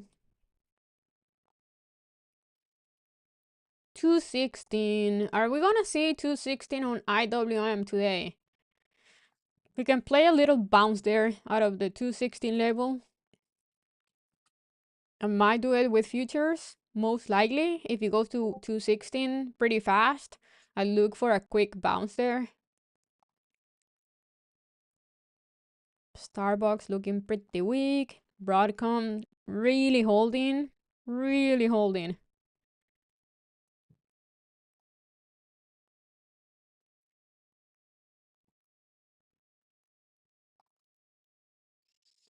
Snow keeps fighting 160.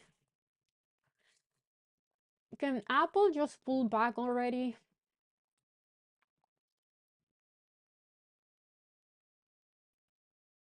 I would love to see Apple back to 240, 248, 245.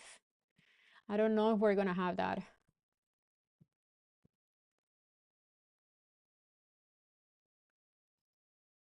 Nvidia crazy choppy, but already filled the gap. So we could have a bounce here, but I will not trade Nvidia today, honestly.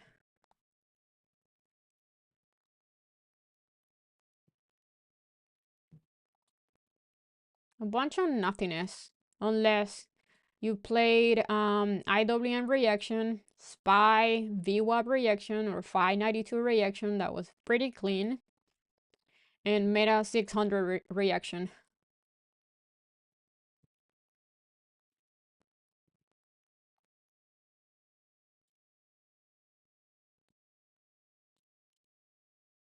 Those are the only A plus setups that I see today.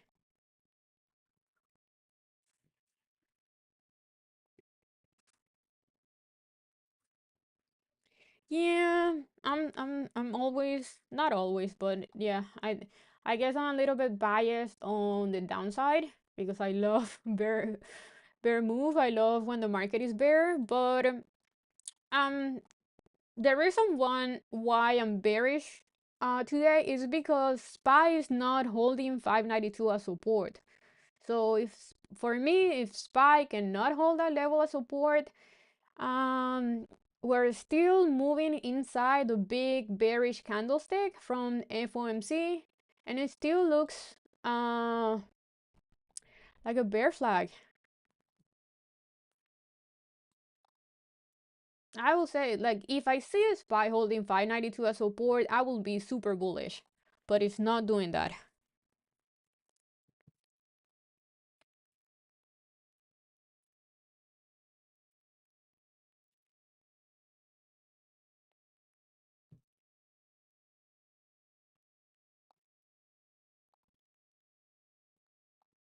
Look at those candles on Broadcom. Broadcom keeps reacting to 30, but it keeps holding the view up. I kind of like it for a swing put play. Look at the candles on Starbucks. They're ugly. Just keep reacting, reacting, reacting. Long wicks at the top, but no follow through. Like it's stuck.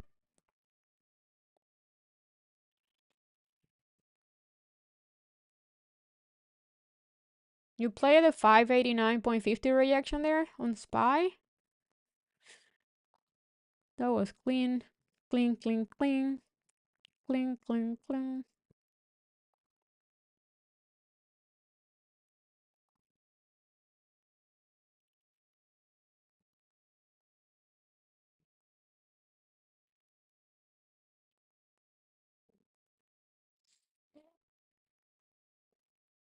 SPY reacting pre-market low. That could be another good entry to play the downside continuation. Ooh, Meta. Give me lose already pre-market low, Meta. Give me 580. Give me 580. Looking beautiful. Beautiful that play. Who's in Meta puts with me? That was perfection. Mm.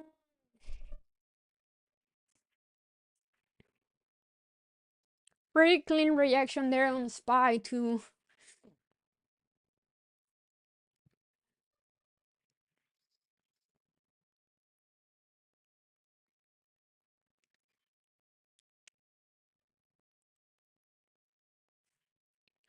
$55 up on Meta. Come on, Meta, just give me 580.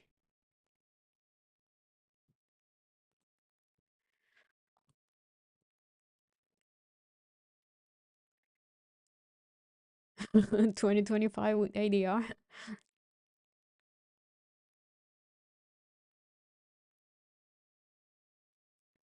I don't Frico 1 minute candle. I don't care what it does at the 1 minute candle. I don't watch anything under 5. Doesn't matter to me what it's doing on 1 minute candles. That says nothing.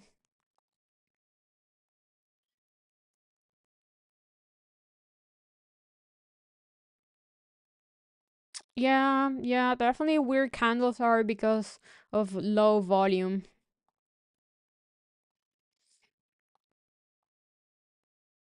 Okay, look at that do you guys see that on Meta? Huge move to the upside and then got slammed back down.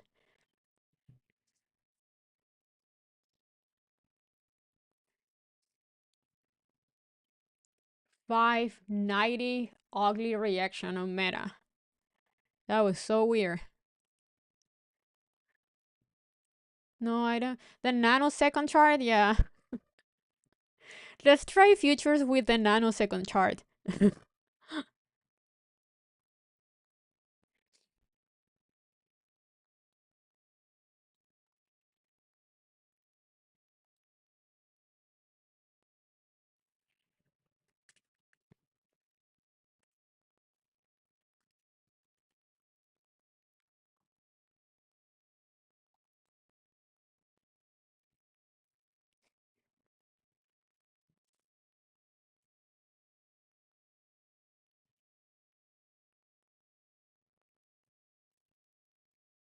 15 seconds sometimes. That's good. That's awesome. That's good if you want to get bald or full of gray hair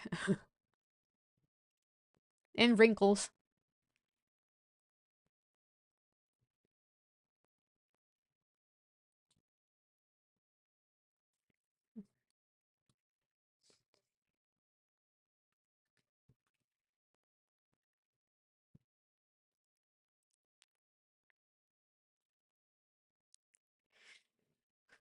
$420 hold on Tesla. That could be interesting if it holds today and tomorrow. But based on the weekly, how ugly that weekly level was, I'm not really too eager to play the upside on Tesla.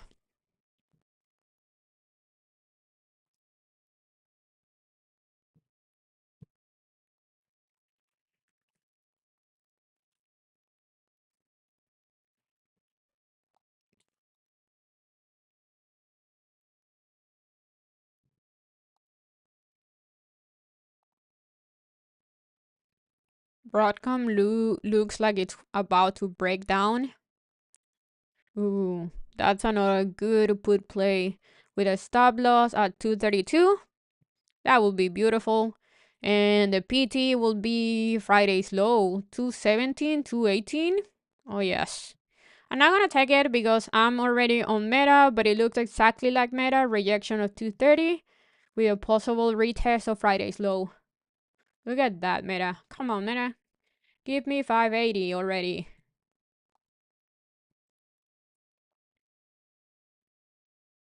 It's really fighting pre-market low.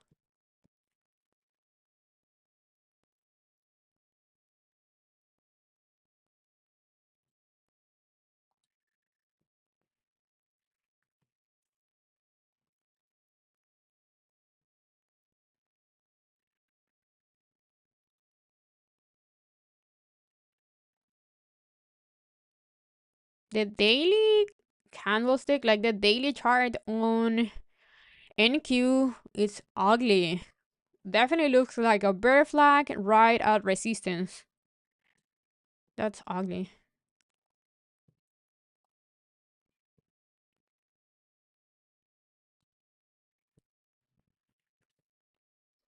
Okay, let's see if SPY can break the VWAP and use it as support. That could be bullish, but I still will wait for 592 to hold for upside play. It keeps rejecting 589.50 pre-market low. I like this rejection, but I don't like how the candlestick are giving you like big whiplash to either side. So if the market were moving normally, I will definitely be entering here shorts.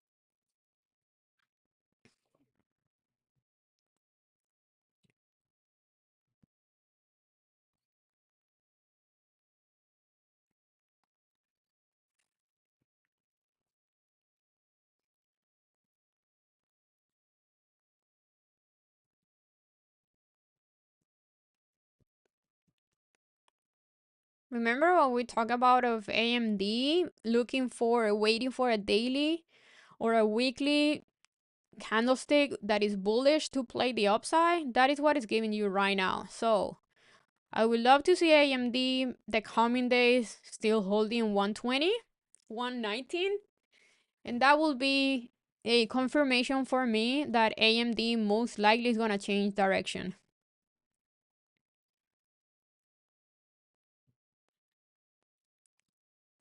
But again, we need a few days holding support.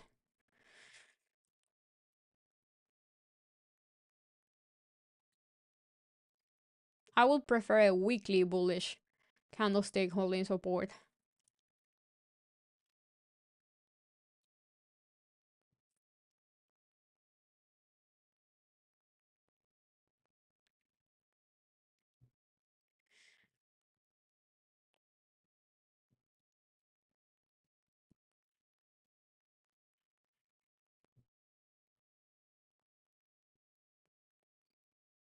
Clean reaction there on SPY.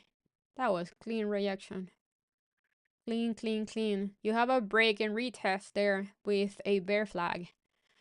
On SPY, break and retest to the downside with a bear flag. But nothing really moving, to be honest.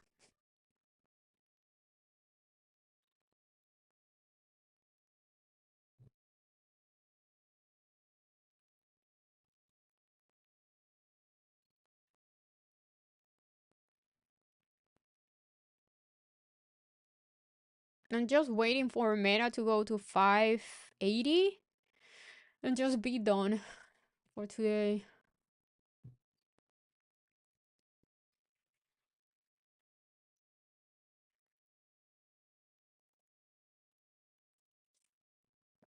So if today is like this, most likely tomorrow is gonna be even worse.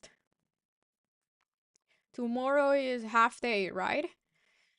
The market is gonna be open only in the morning. I think so, right?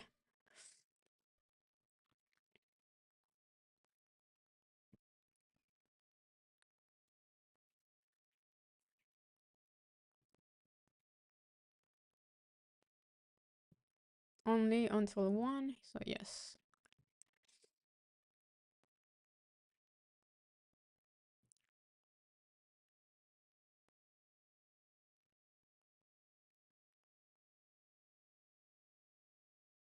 I do feel like taking the rest of the month off. But I'm gonna come here and just talk about my plans for 2025, how I'm gonna trade on the small account challenge 2025. And yeah, I'm planning on not trading much the rest of the month, but maybe make some classes, technical analysis classes. And is there anything you guys want me to? Like most of the time, you guys want to know how to hold your winners longer. Maybe something on that. Um. So yeah, I don't think I'm gonna trade much, but I'm gonna go through some important tips for 2025.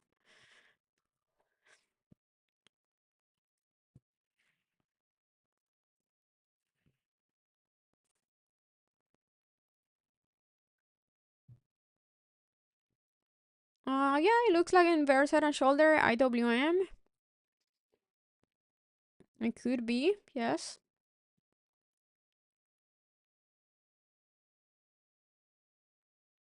If how to select the right options. If you're a newbie, always go to as close as in the money as possible.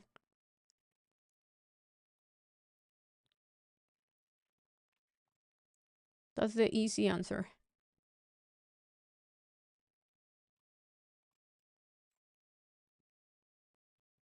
Until after you've been profitable, I will say for at least a year or 6 months, you can start like going with a little bit more risky trades.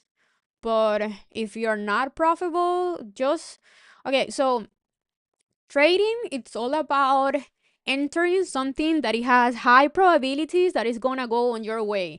So you want to make everything easier for you. Go with charts that it looks smooth, that it's easy to read, not chart that it has a bunch of wicks everywhere, like the daily candlestick. You don't want to see a bunch of wicks everywhere.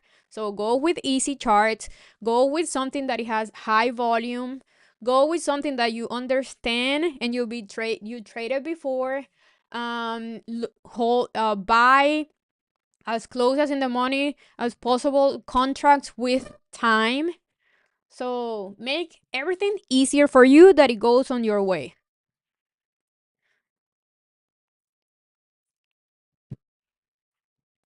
Trading is already difficult, so don't make it even more difficult for you. Anyone on Broadcom puts? How I created my watch list? You can see it today. I did it today with you guys live on YouTube. So watch the video. This stream later and start from the beginning. Snow. Okay, snow is getting closer to enter the gap. But do I want to trade? Buy anything else today? Do I trust anything today? Uh, I don't know. I don't know.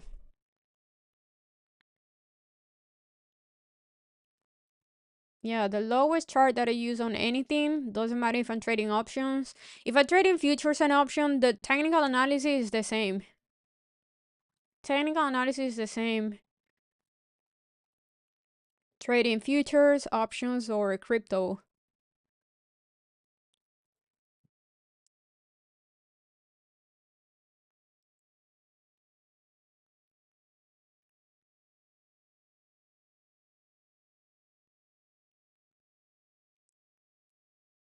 No, I'm only looking to trade IWM. Uh, quick bounce if it goes to 216. I still don't know how much I should start with the small account. I don't know if I want to go with 1K or 3K. I don't know.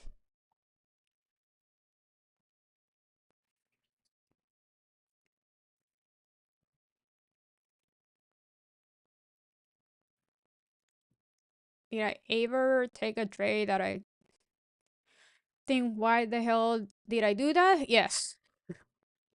With futures, yes.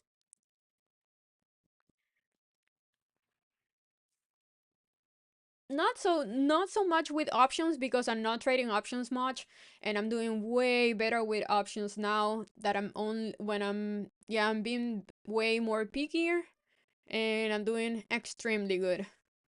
Not really day trading options, but with futures, yes. And I said it here. I trade futures here every morning, and then I said a lot of times that I'm like, that was a stupid trade. I don't know why I took that. Yes, that happened.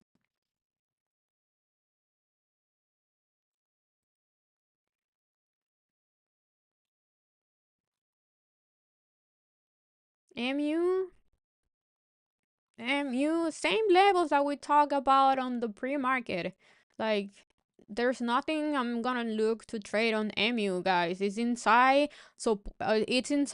the support 84 support and 92 resistance. So, what do you want me to say about MU? It's inside that range. I'm not looking to trade in the middle of the range. I'm not looking to trade anything in the middle of the range.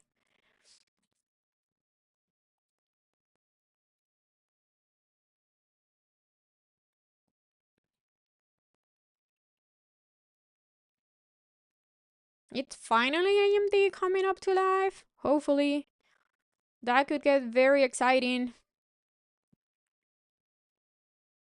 It's finally seeing AMD bouncing with the market doing nothing.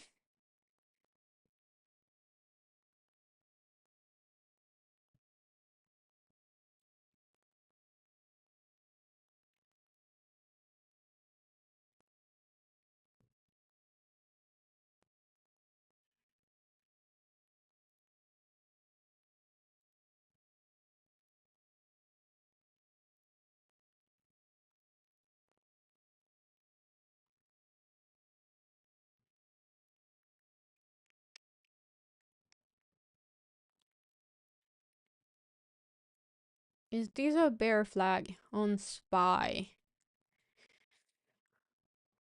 Well, I don't think it matters much because when we have a choppy market, setups don't really play out much. The market does whatever it wants to do.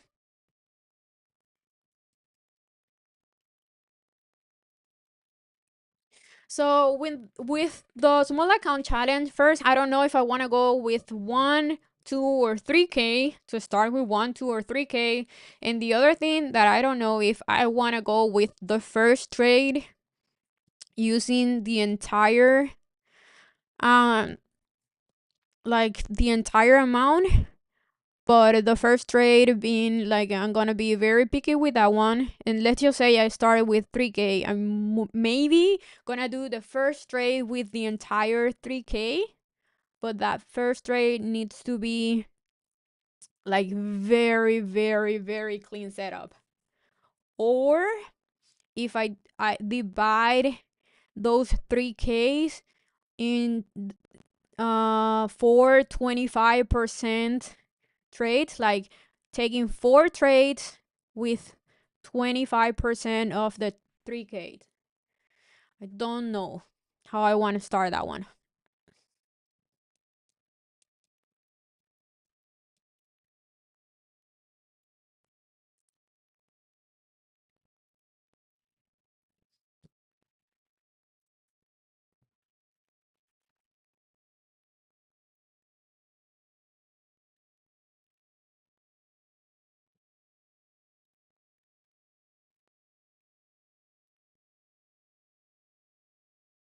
How can you follow me? You can follow me here.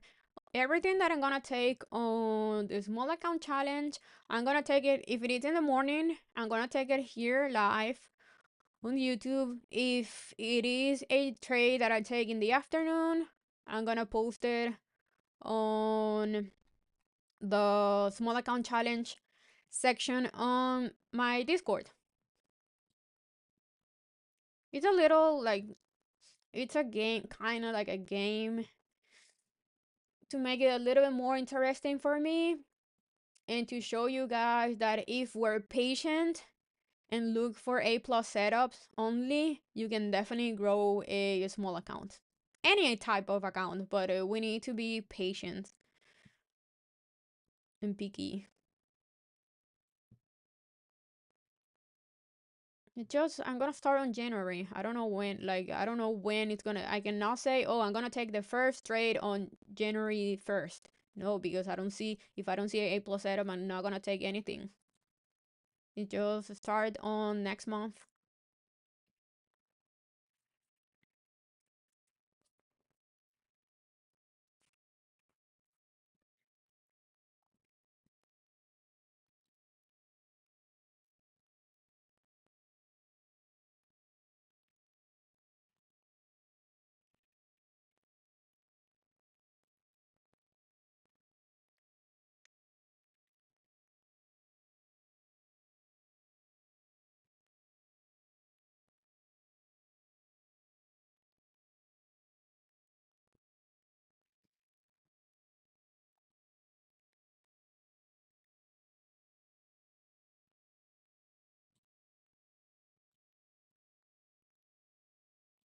No, this is the link for the small account challenge. That's the link.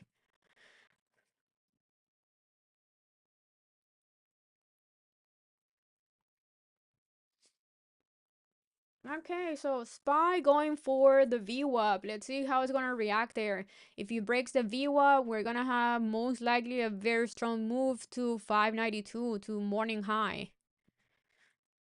Right now it's rejecting the VWAP.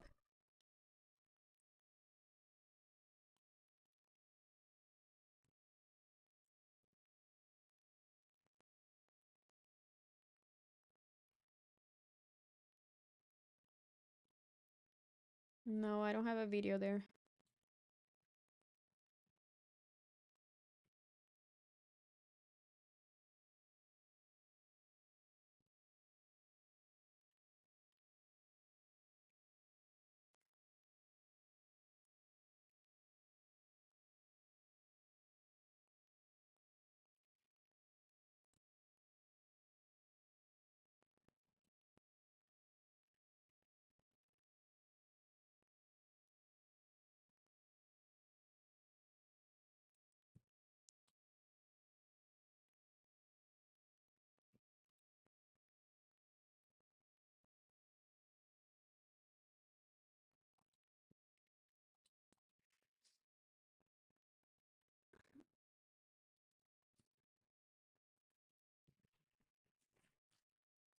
Yeah, the small account challenge are gonna be most likely all swing trades.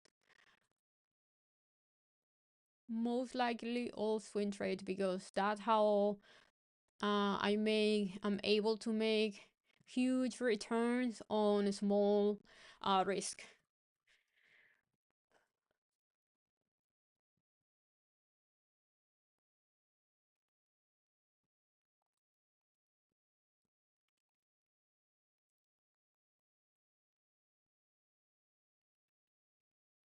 Nice reaction there on SPY, but do we trust that reaction? Do we trust it?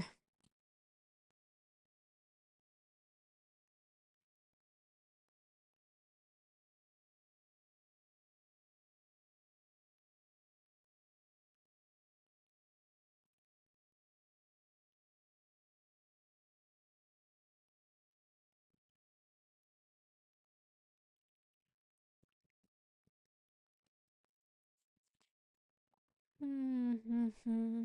This is so boring.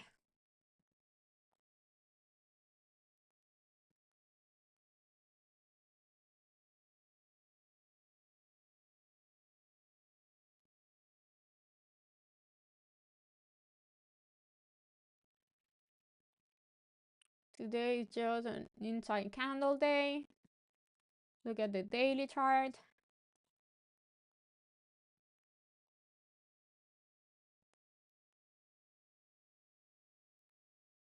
Yep, not much happening. I still want to see the Q going to 514.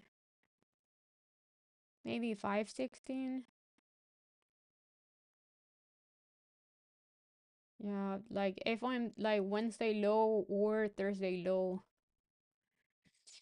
Nice reaction there on SPY.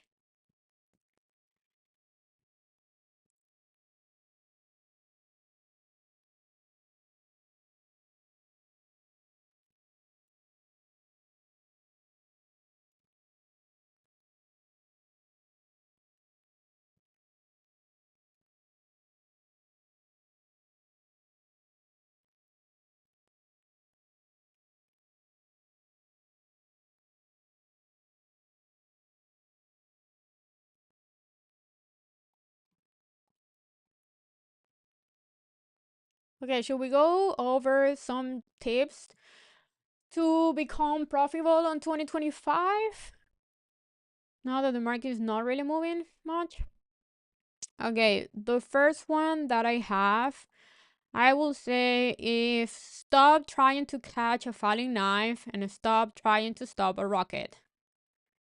So, the thing with this is people that try to catch the top and the bottom, it's more a ego trade than a logical trade.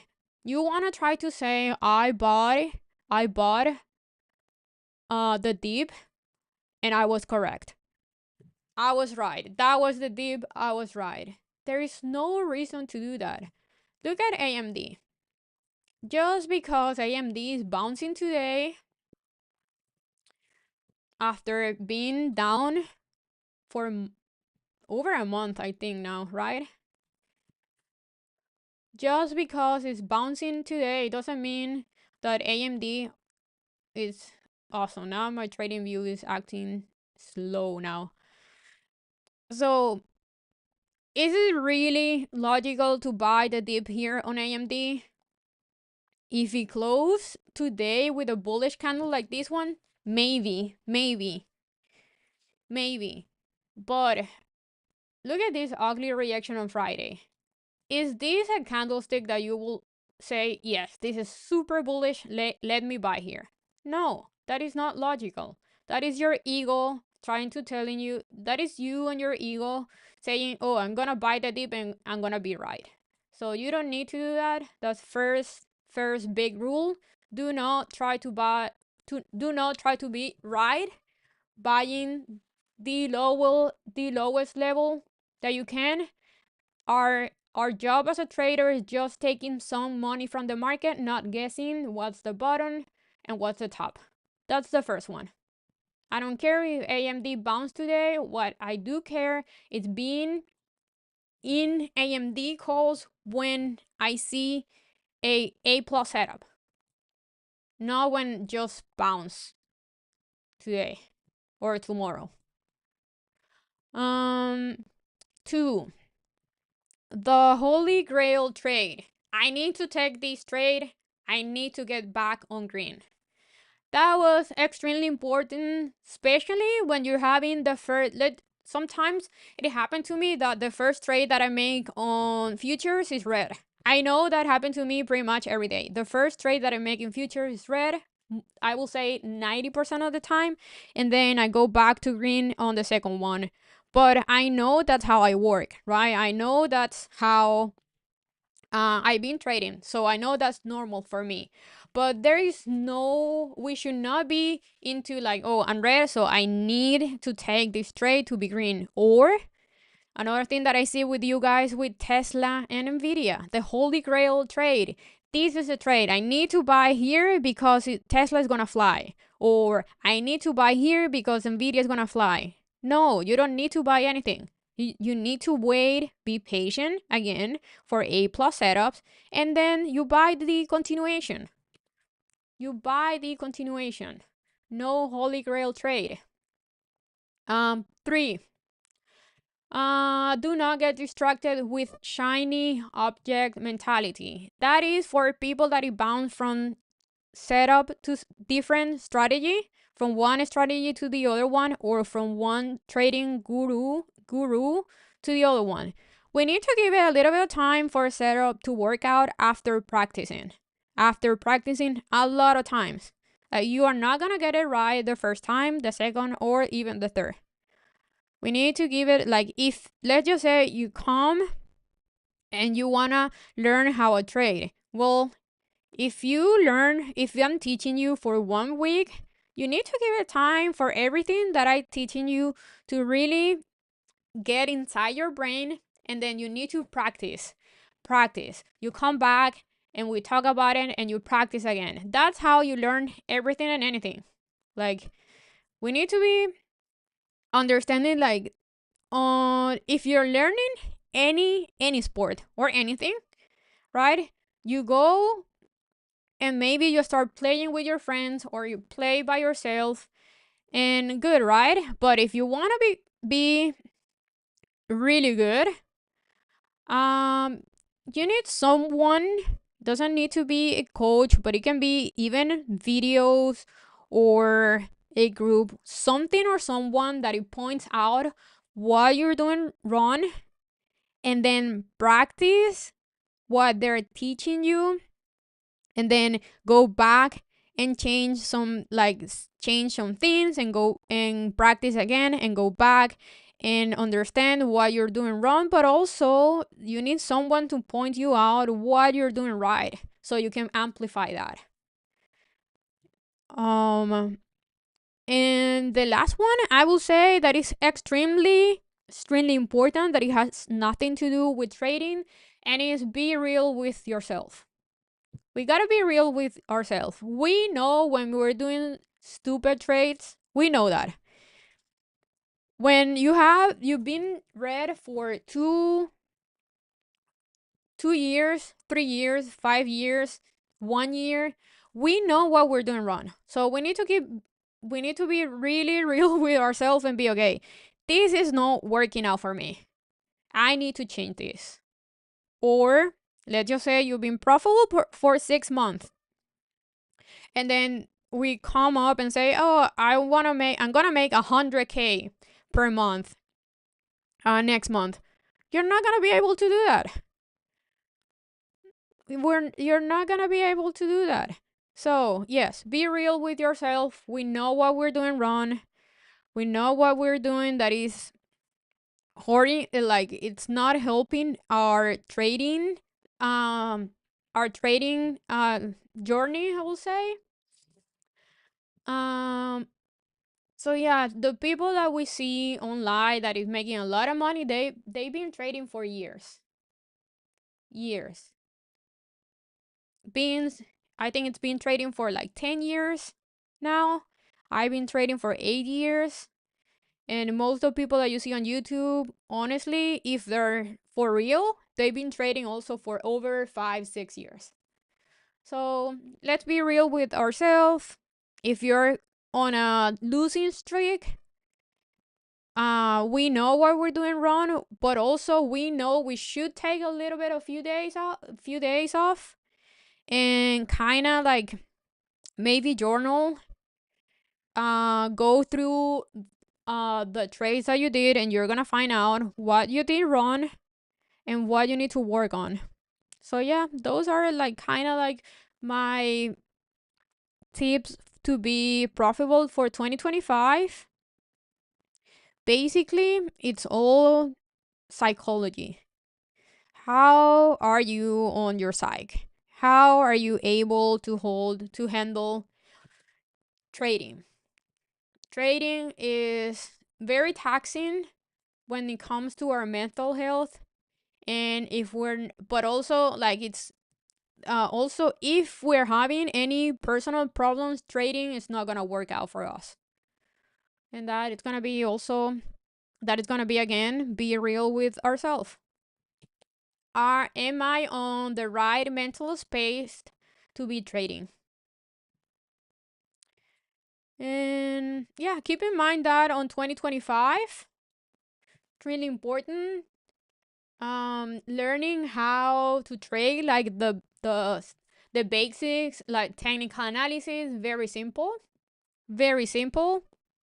But it matters is, are we applying ourselves? Are we practicing? Are we talking with somebody that it point us out what we're doing wrong and what we're doing right? Because if you don't really know what you're doing wrong, how are you gonna change that? How are you gonna change that? And saying something that I see all the time is saying, "Oh, I'm losing, but that only trade tuition." No, it's not trade tuition, because when you're paying on a college, your professor is telling you, pointing out what you're doing wrong and what's the pretty much the direction you need to take. If you're just losing and losing and losing trades, you honestly have no idea what you're doing wrong because you keep doing it. And understanding also that the market move in cycles. Um, I want to show you guys this on what's going on with SPY. Like, it's very easy, like, not very easy to understand, but something to keep in mind in the future. So we have, I need you to guys to watch this. So look at these SPY the past month, right? What is that? You have the market going higher. Okay, easy to trade for everyone. You just buy the dip and hold. Easy. But what happens when the market is at the top and starts consolidates? That's when most of people start to lose money, blow up accounts. We need to understand what's going on. Like, if the market is on a clean uptrend or downtrend, that's when we need to take advantage of what's going on and understand that when the market is doing that, it's when you can catch big move, right? If the market is doing this, consolidating or being sideways choppy, there's no A plus setups there. It's a market for scalping or day trading. For me, it's pretty much the same. So look at SPY charts. Look at this SPY daily chart. What is happening here? The market went up pretty fast, pretty much straight up, right? And then we have here clean consolidation that everyone was going crazy because the market wasn't moving. But it's consolidation, very normal. And then what happened after? We have boom, selling off. Most likely we're gonna have consolidation after a big move. And then we'll see if the market just gonna keep going higher or it's gonna follow this bearish trend and keep going lower and SPY maybe going like this and go lower, lower, low, filling the gap. So that's why I've been telling you guys nonstop that be careful being overly bullish when there's no reason to be overly bullish. It's not because I love bearish market. It's just like there's no reason to just go and run and buy the dip because you think the market is gonna fly after here, especially on the end of the year.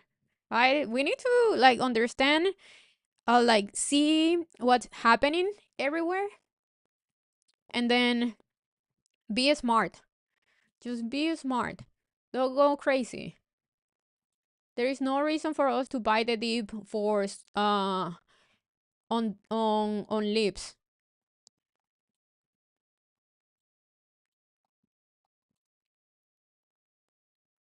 Is AMD?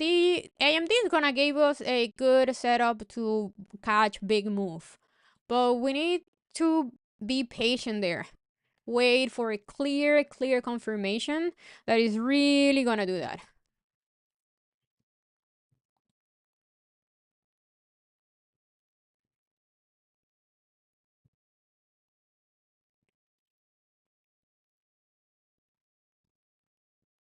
How do I sound speaking Spanish? Hablando español me escucho diferente.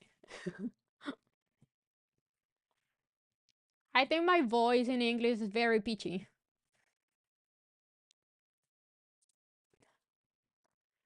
No, I'm very. It's kind of low. I don't know. It's different. Definitely different.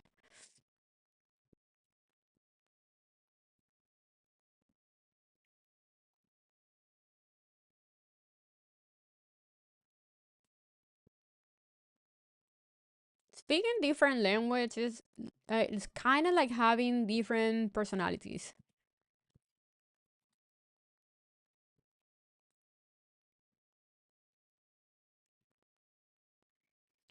No, I don't use order flow. I don't use anything that you guys don't see here on YouTube. Market trend, levels, common sense, and candlesticks.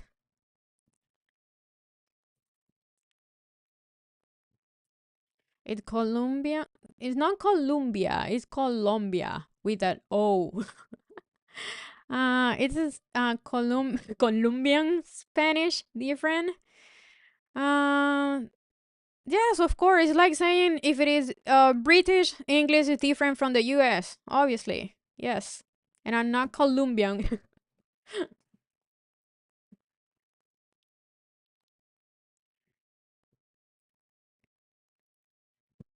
Every country has their own accent. You're right, Christine.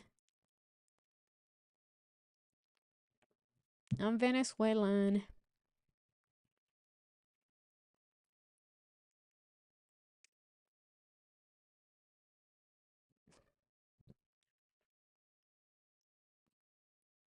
No, I'm a swing trader. I'm a swing trader more than a day trader. I guess you're new. I guess you're new, but look at my trades on ADR trades. I'm a swing trader. But again, I adapt to whatever the market is giving me. The market is not giving me right now swings. So I got a day trade.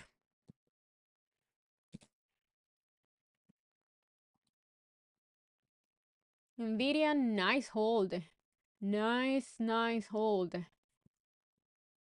Looks like it's eager to boom boom. But do we have boom boom today? Hmm. I don't think so. I don't know. Maybe, but I don't know. I don't trust any move today.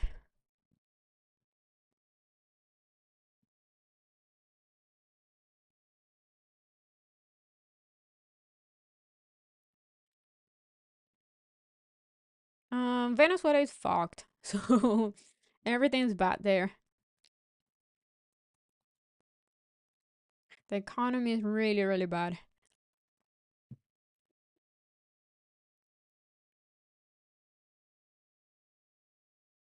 Not everything is bad there, but the economy, yes, really bad.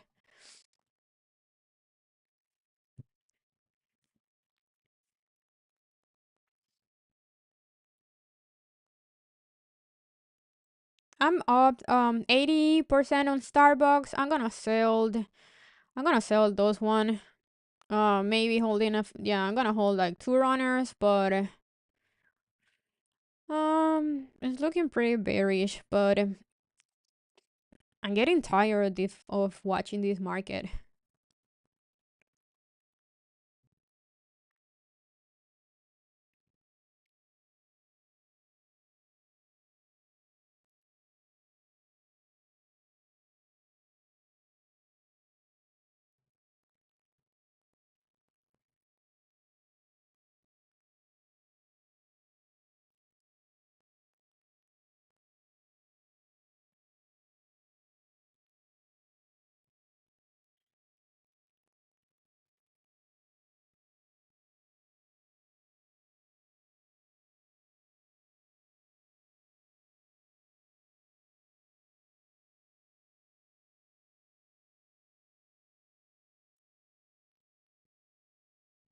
I'm holding a few runners on Meta. I took most of my profit at the 588 hold. Yes, I was looking for more downside. It's still looking bearish to me under 600. But I have a weekly I have weekly contract, so and this week is pretty short, so it's smart for us to take profits. I'm also selling everything on the JP Morgan.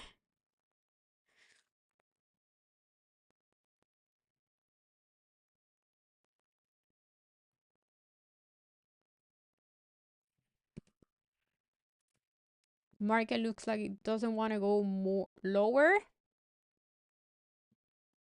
and it's pretty choppy. I think JP Morgan can give us another good trade next week, maybe. But I don't want to keep holding weeklies, honestly.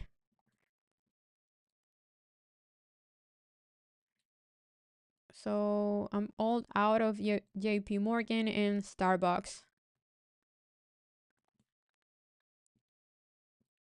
Nice trades on both of them.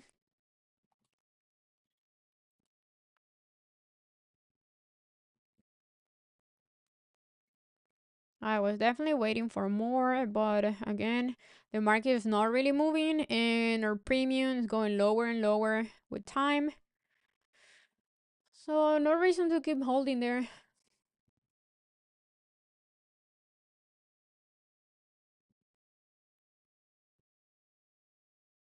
Yeah, you're right. Maduro is the only bad thing in Venezuela. You're right.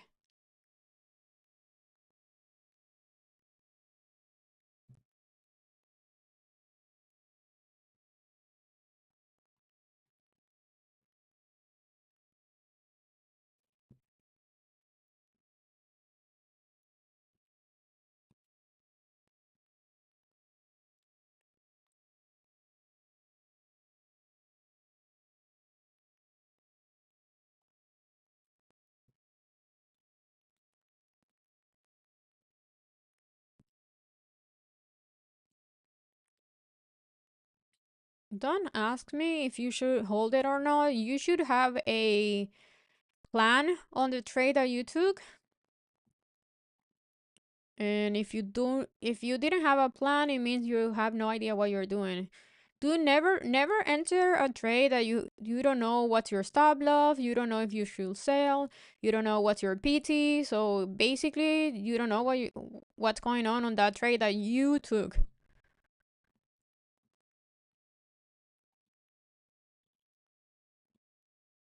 That is like taking a car and having no idea how to drive.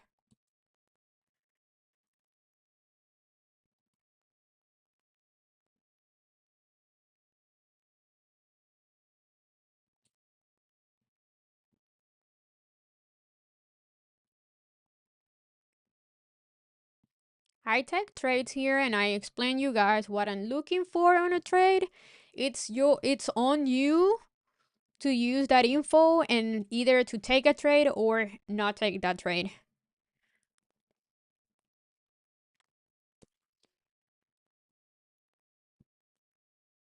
Yeah, I should have break up with my girlfriend today. Yeah, exactly.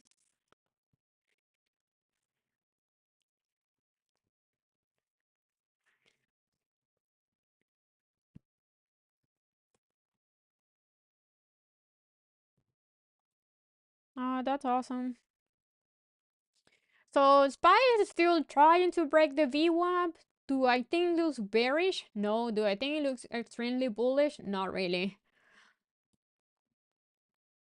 But with Apple holding so good, Nvidia holding so good, Meta now kind of trying to turn around, I would not be too bearish here. The Q, if you see the Q barely move today. Spy was definitely weaker than the Q today.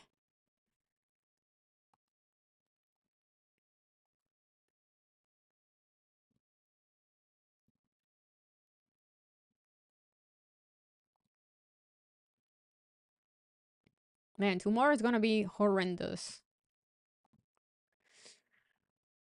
Chop, chop, chop.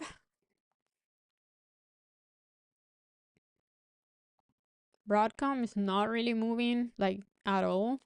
Kind of looks like a bull flag, but I will not try to play a bull flag at resistance with how the daily candlestick closed Friday.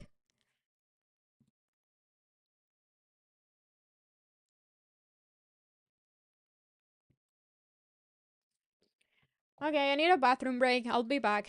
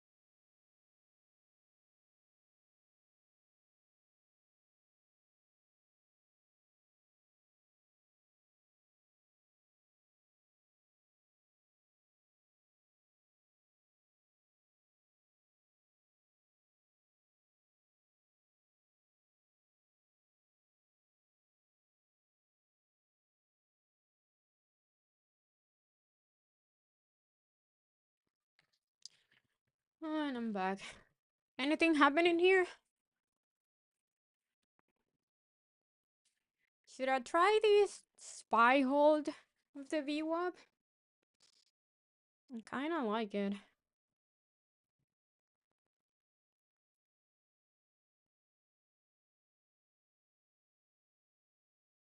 But yeah, looking at this, I'm definitely not gonna try tomorrow.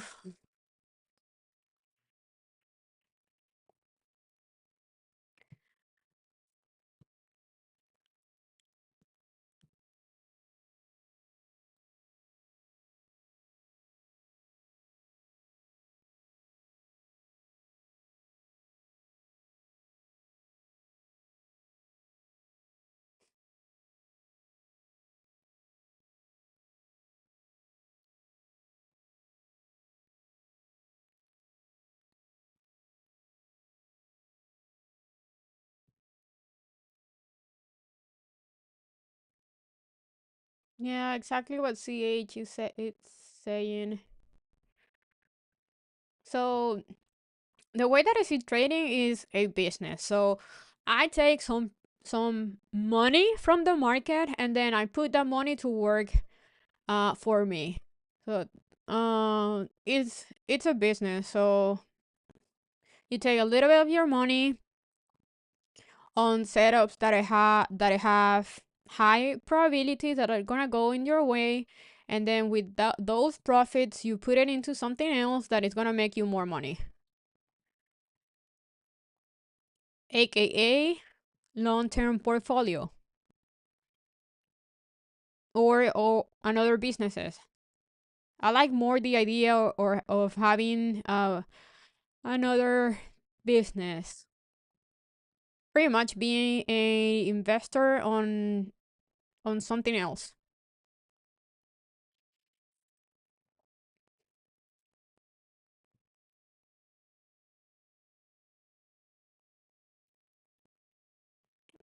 Thank you for being here, Sarkis. You're always here. You're always the first time that is saying good morning on the stream.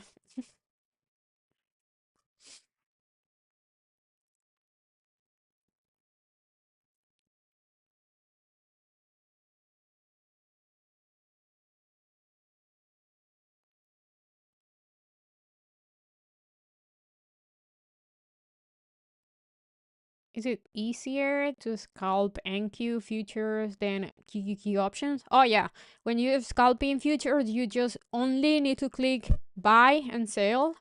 With options, you need to think about what contracts you want to buy and then get filled.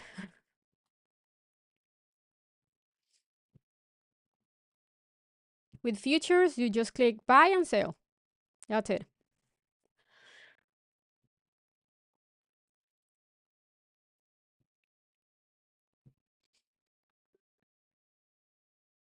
SPY rejecting the VWAP. Yeah, look at the daily, guys. Just an inside candle. SPY in the Q. And very small inside candle.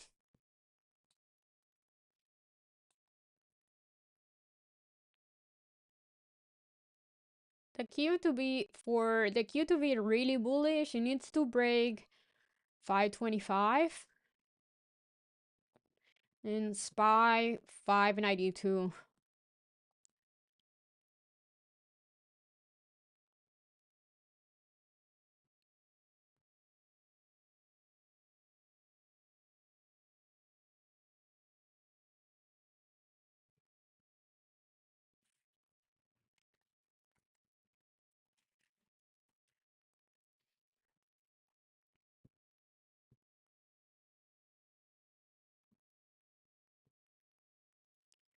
I'm gonna give it the market like 15 more minutes and then I'm gonna get out of here because this is, I feel like I'm wasting my time watching this. Now it's really not moving like at all.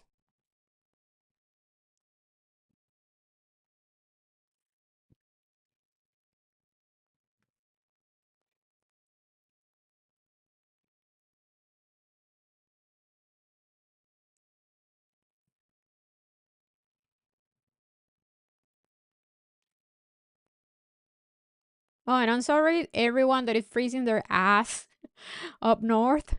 Miami is so good right now. It's only 72 degrees. Beautiful. Perfect. Sunny.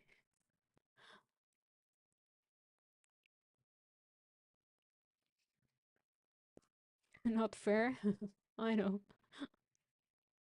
Honestly, I wish Miami was a little bit cooler in December. Like, how can I contact you? Send me a DM on Discord. um, but yeah, I don't like freezing weather, but I wish Miami was a little bit cooler in December.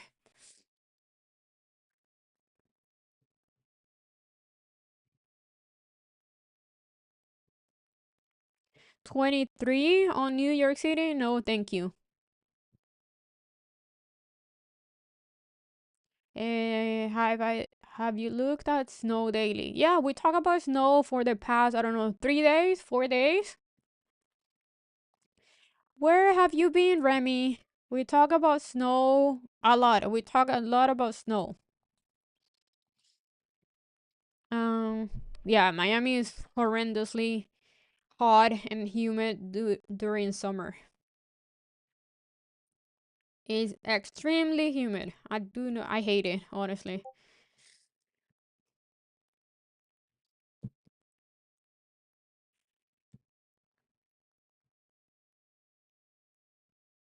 You sell toilets for a living? What the hell?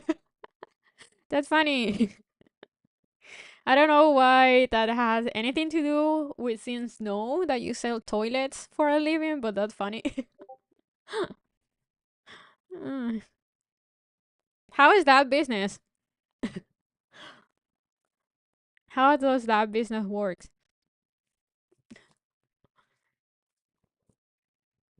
Shitty?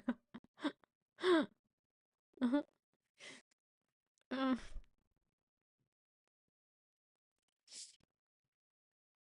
recession proof?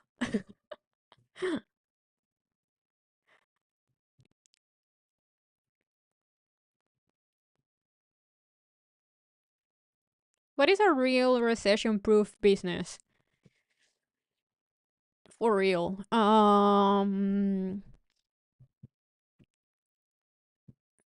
I guess people that work in,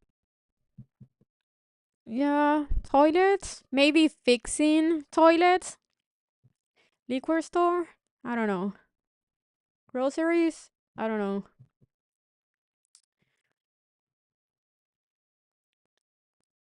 Hairdresser, no, not.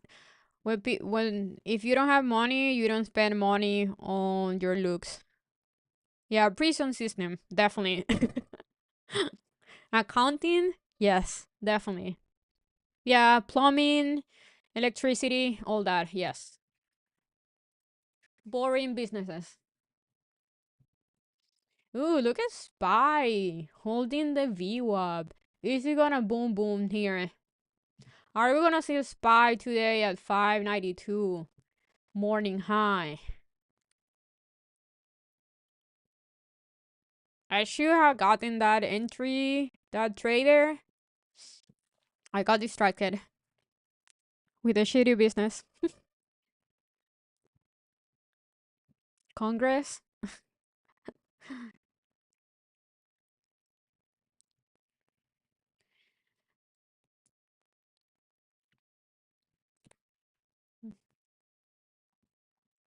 Anyone got that Spy bounce out of the VWAP?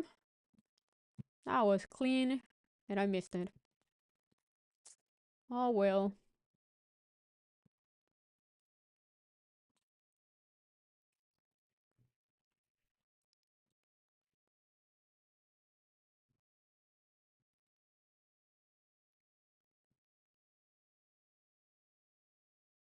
Yeah, Tesla 420.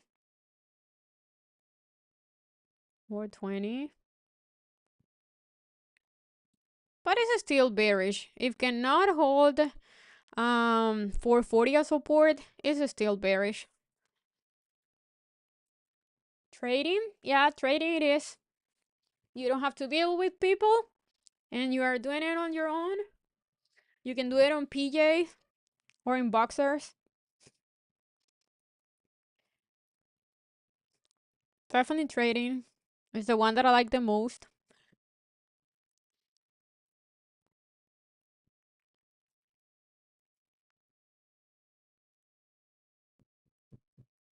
Nvidia cannot hold the morning high.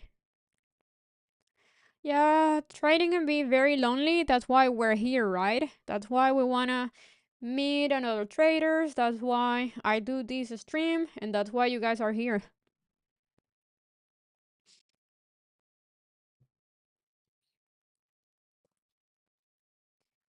Let's see if I can get a little pullback here closer to the VWAP to go long and try one trade with you guys. Even though I'm already up 5k on the day with futures, but we can try it. One more.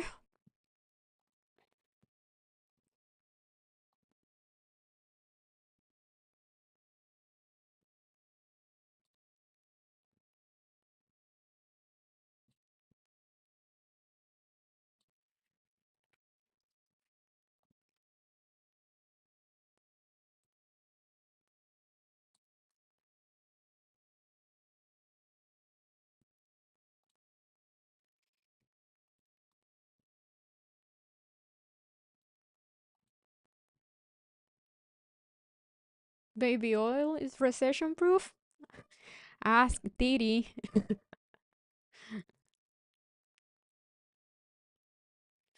5k on multiple accounts. Here, you can see it here on the stream. 265 in these 7 trade of 5 accounts and 1,000 on each of these 3 accounts on my fund the futures. I haven't touched Apex today. So if I take a trade, it's gonna be with 10 Apex accounts.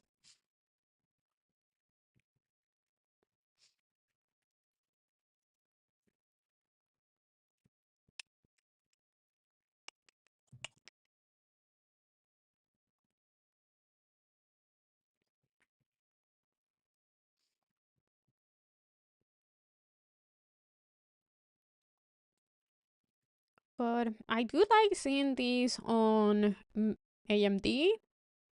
I wish it was a different week. I think I'm gonna wait for AMD for next month after New Year's Eve.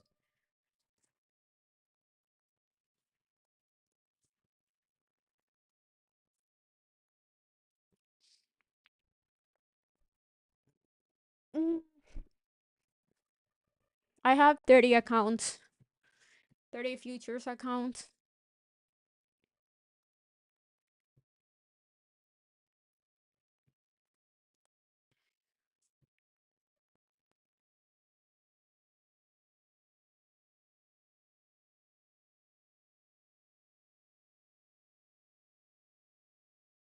No, AMD is not holding 137. It's trying.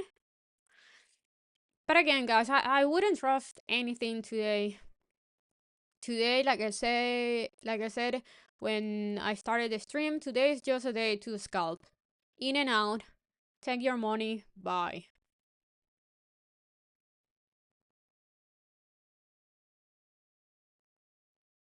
Do I ever blow any accounts? Yes, I did. You guys saw me blow 10 accounts on Friday.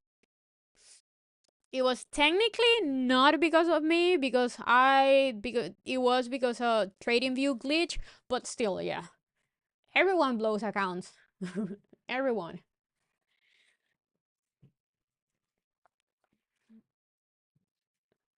It's like having a bad trade. Like, we all have those days. We just make sure that those days don't take everything that we made in the past. Like, okay, if I show you guys my Tradezilla numbers, I think my percentage, it's 60% uh green trades. I think it's 60, which is very good. So basically, my green trades are way bigger than my red trades.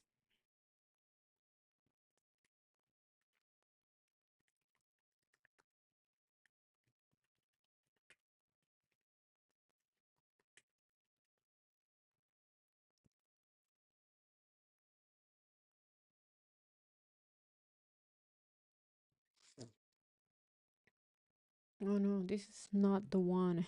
Let's see.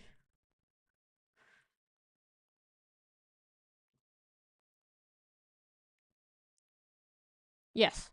Okay, so it's 56%. 56%.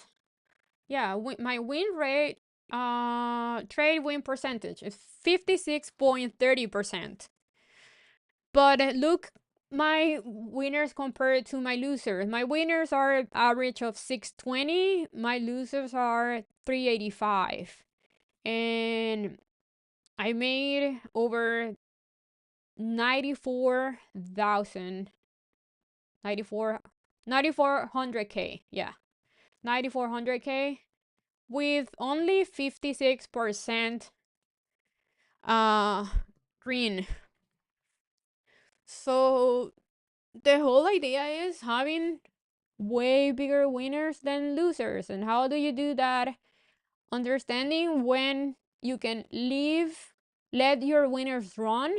So basically understanding when, for me, it's understanding when I can I can catch big move, and when it's time to only being in and out fast and scalp. Like right now, there's no reason for me to catch big move, and having a clear plan, knowing what's my stop loss, No, knowing whether my trade is no longer valid, so I need to cut it off. So 56% winners against loser. It's pretty normal. And look, I'm still up a lot this year. Dang it, I missed my entry on SPY here.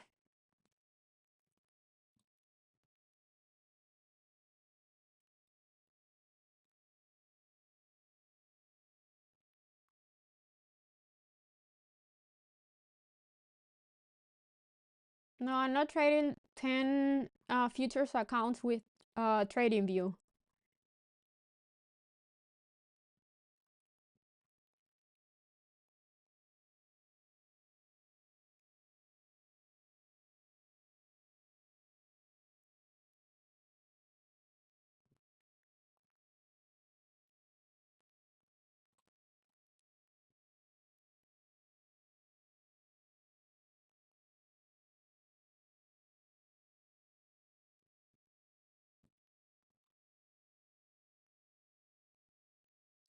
$0.02 call out.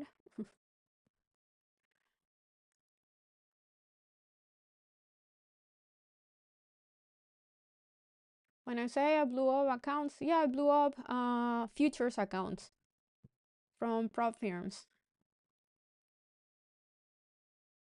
Am I going to take entries on SPY upside? I missed my entry. So here it will be chasing. I missed my entry. My entry was on this VWAP hold, which I set it. You guys could have entered that one. I said it. If SPY can hold the VWAP, I'm gonna go to play the upside where it bounce here. I missed my entry, so no, I'm not taking anything here. Too far for my stop loss. See, that is key. How am I feeling okay missing an entry? And why do I say I missed my entry? Because if I enter here, my stop loss is gonna be too far. My stop loss would be so if I enter here, my stop loss has to be this week low. And my PT, it's gonna be around here. So look at this. This is only, it's under 1 hour. Under 1 hour trade. That is not worth trading. Like, that is not worth trading.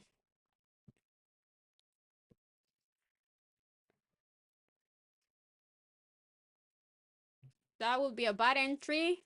So if I enter here, if you enter here, most likely, if I enter here, I'm gonna have to have a big stop loss, and it makes this trade not worth it.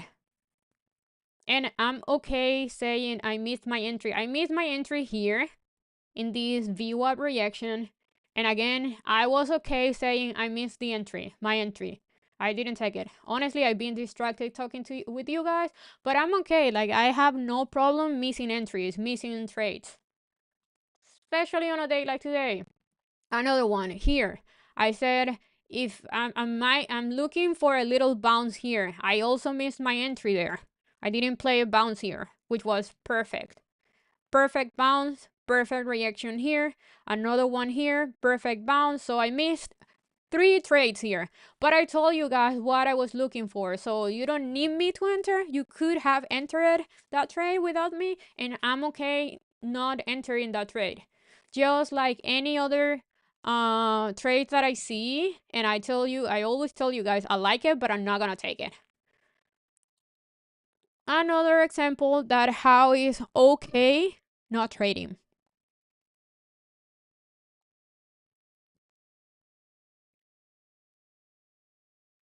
The market's gonna be here pretty much forever. Pretty much forever. So there's no reason to jump in on the first move. And we need to understand it's okay on not trading.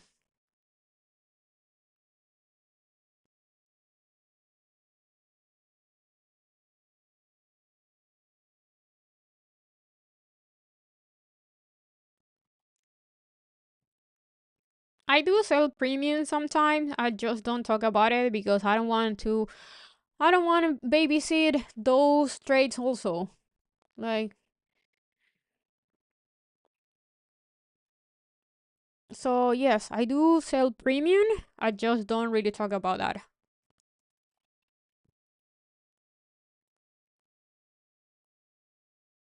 But I most of the time I sell premium when the premium is very high on a stock. Like I sell premium on Nvidia, Tesla when something's coming up. Like I sold a lot of premium on DJT. Is DJT the Trump media? Is DJT? I think.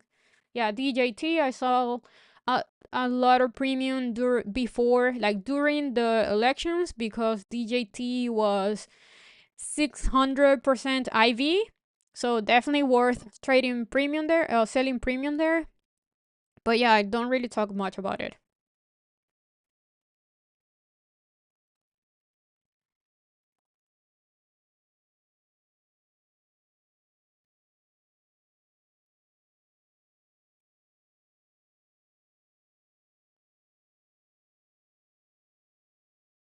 Okay, let's see if the Q or SPY are gonna hold the view up here.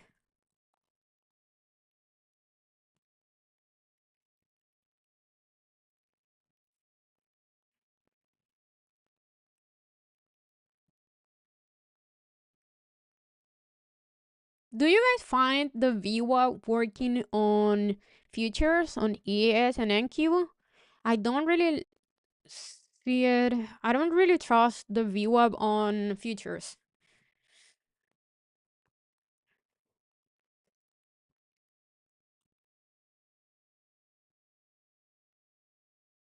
I don't feel like the VWAP works in futures, honestly.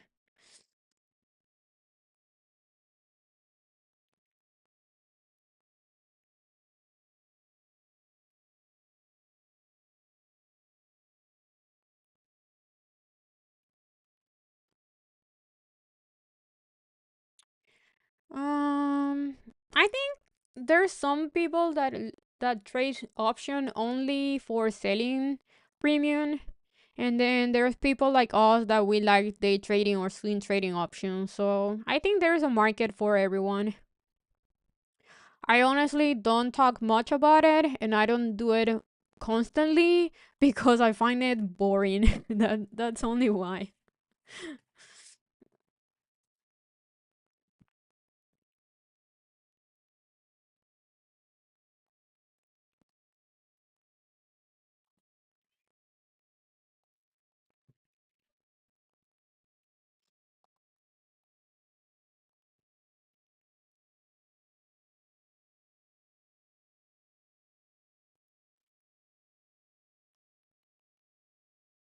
But I know like some people were selling premium on Nvidia.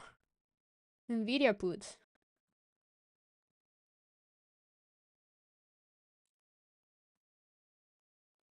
which I think is a good idea.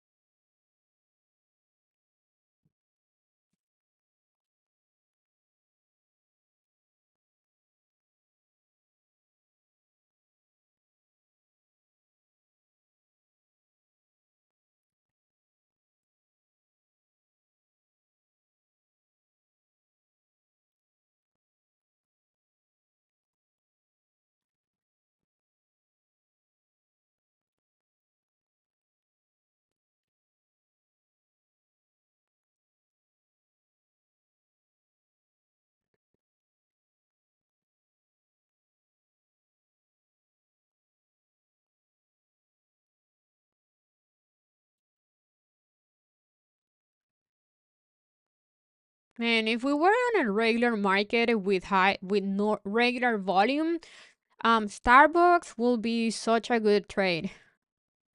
But I don't trust it here. That's a huge gap. I'm happy that I closed that trade because it was weekly. We're gonna have 2, 3 dead days. That gap is huge and there is no volume.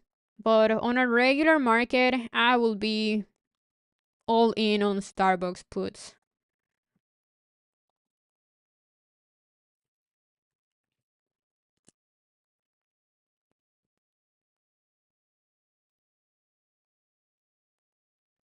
Yeah.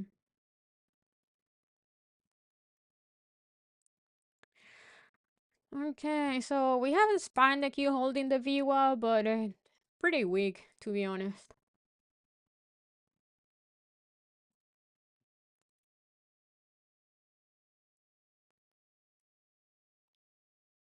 Is this a bull flag on the queue on the 30-minute time frame, including Friday's move? It kind of looks like that. Yep.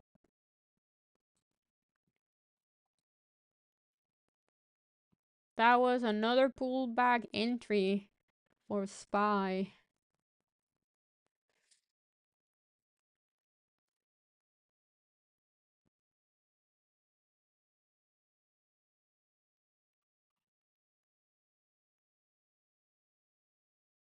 Broadcom swing trade idea. Did I say about swing trading this market?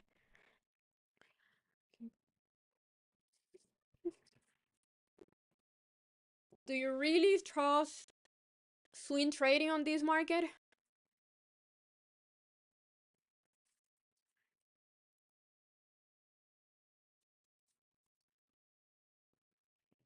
I gave you guys an entire explanation when to swing trade and when to scalp. I guess people don't like to listen, don't like to learn, don't apply it, what it's being teach.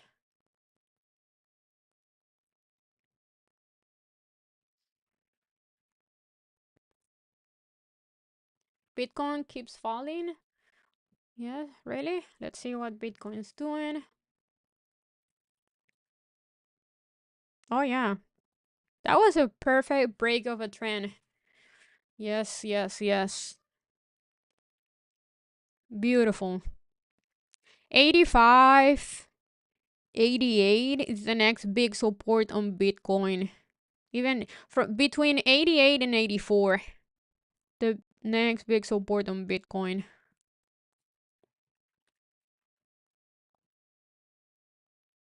I like how the cute is looking. It's looking cute.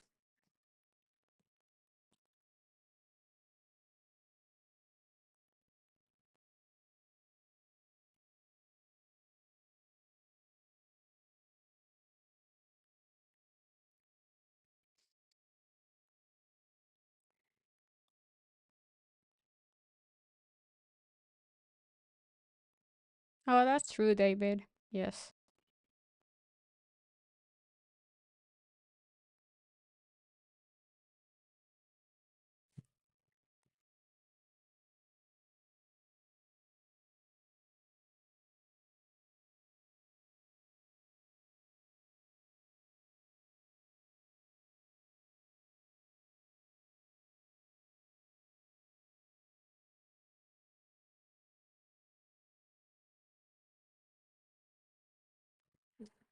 I wanted to leave at 11:30, but now I want to see if SPY is gonna break morning high. If SPY can break and hold morning high, I'm gonna play. I'm gonna go long. Long towards 596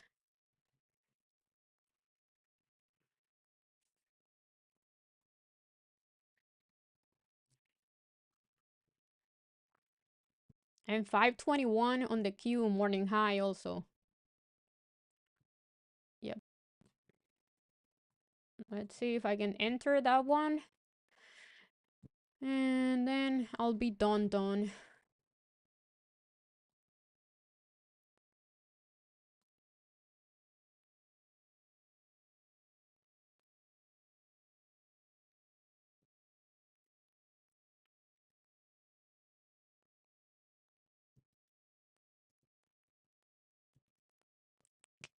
TSM.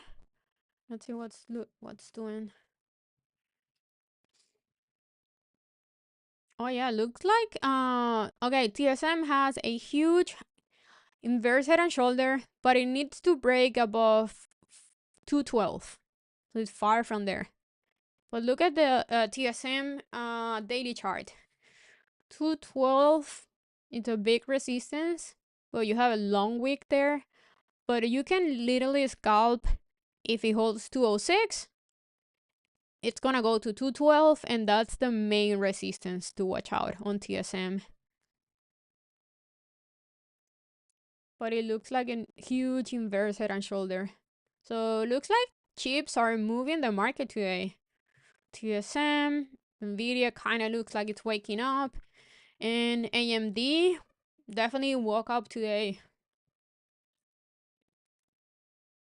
Damn, look at that move.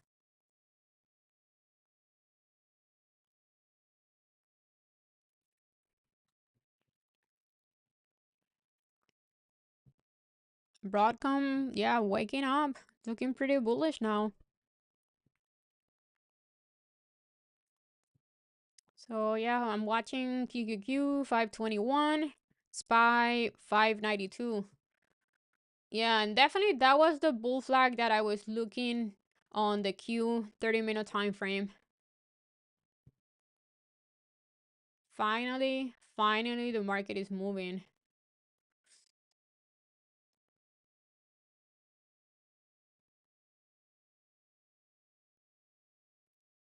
Again, if the Q hold 521 and the SPY hold 592, most likely we're gonna see a move to Friday high.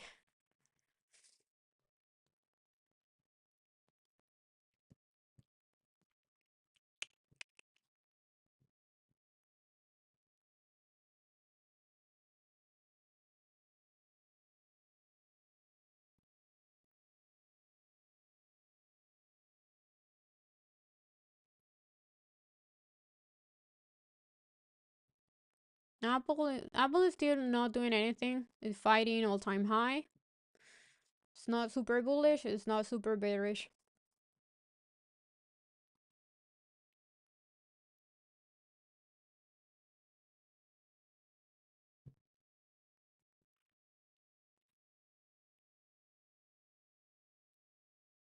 Coin rejecting the VWAP.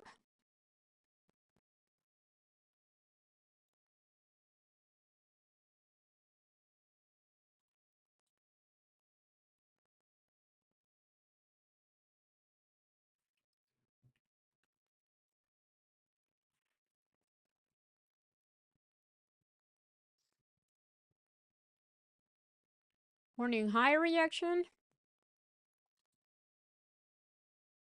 Nvidia kind of looks like an inverse head and shoulder, a weird one.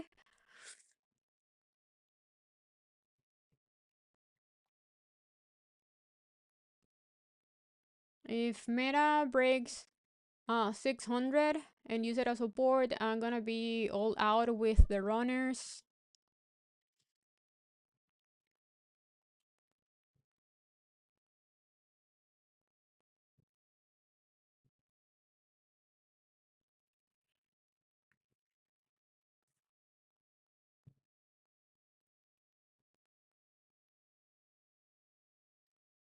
NQ, yes, Thursday high. Thursday high is the level to watch.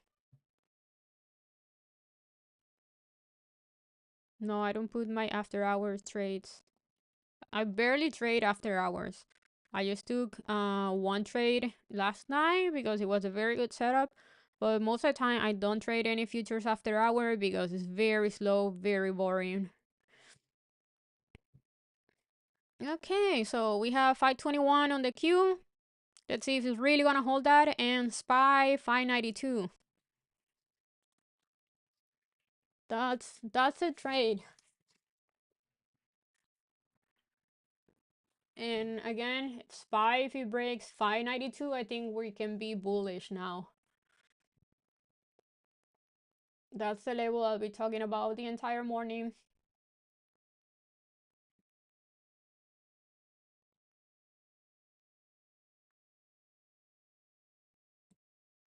Nvidia was a beautiful hold of 136 with a gap close reversal there. That was clean.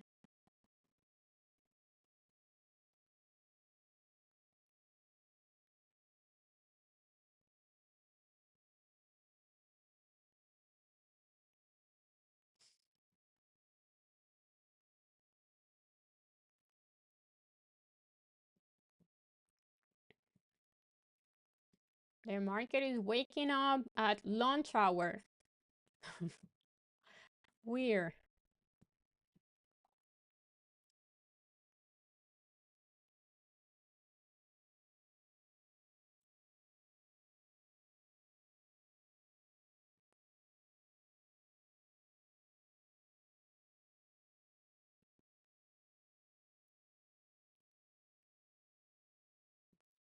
If Where is SPY taking us? Again, if you hold 592 as support, most likely it's gonna go to Friday high. That's your next big resistance, Friday high.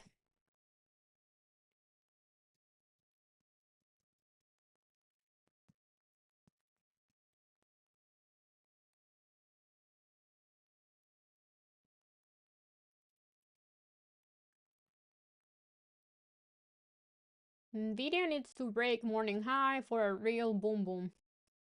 A real boom boom move. If cannot hold that as support, just gonna keep chop around.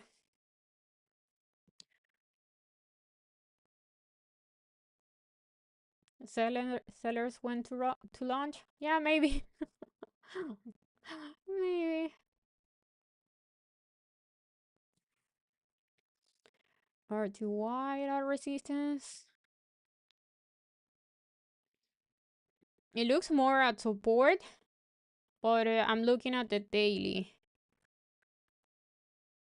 But yeah, on the smaller time frames, yes, that's resistance, and it's right there with the VWAP. Ooh, okay. That's another one that we could take, RTY reaction here at resistance.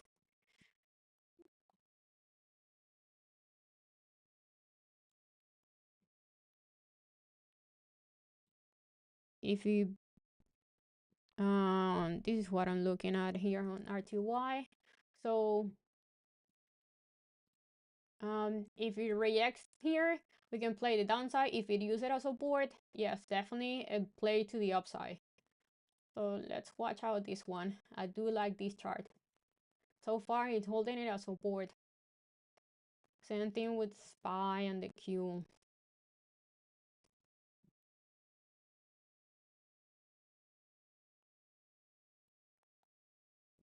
So pretty much all three looking the same. If they can hold resistance and support, it's pretty bullish.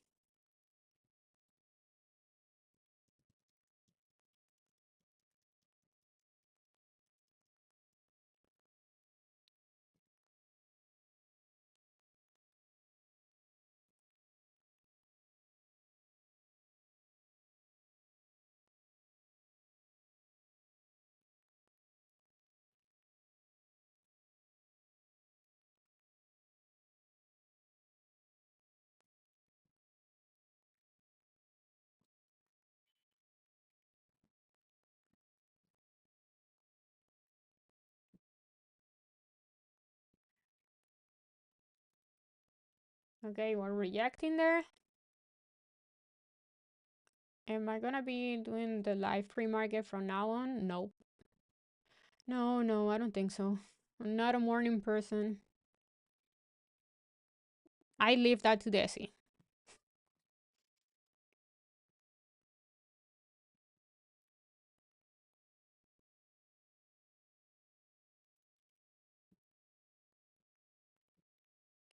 Nice hold there. Or not. RTY is still reacting. Okay.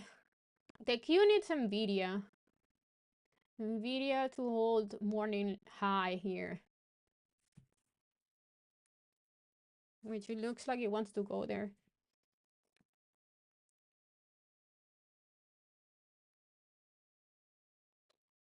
And the Q is having trouble here. Having trouble at resistance. SPY looking way stronger than the Q right now. And then RTY is reacting. Ooh, I like that reaction. Let's see.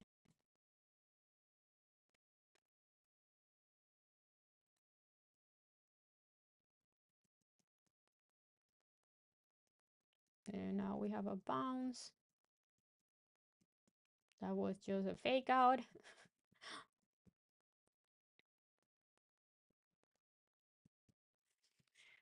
I'm being patient here.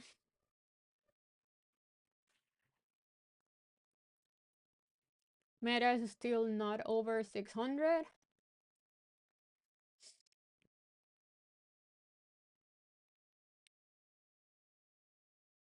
The Q having trouble here.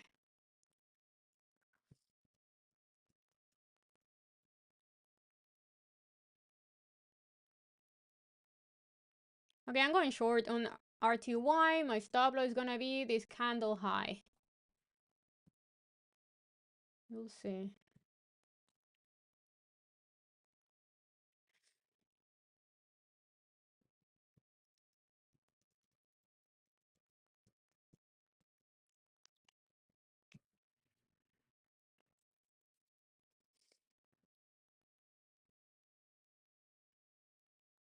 SPY moving higher. Don't like this short play now.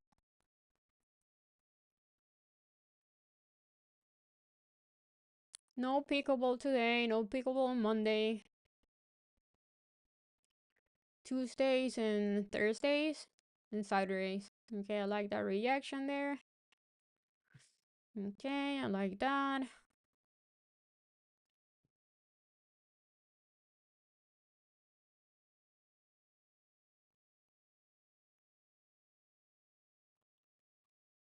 Now the market is not really moving.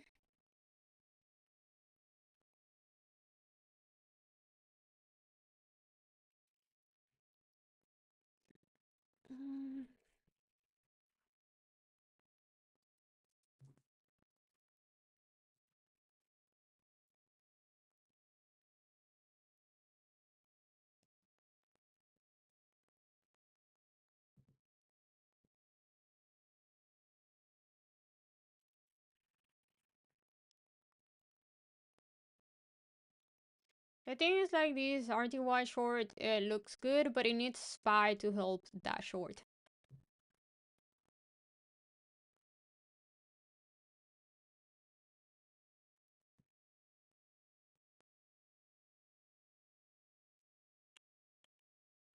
Okay, I'm out. I don't like it. It looks pretty bullish now.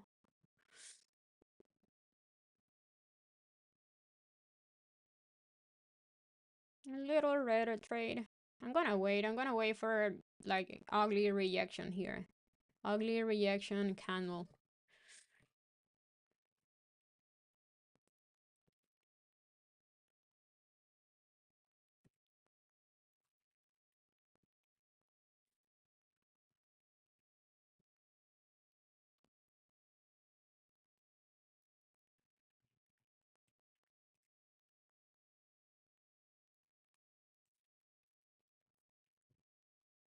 The Q kinda looks like it wants to go. It's holding 521.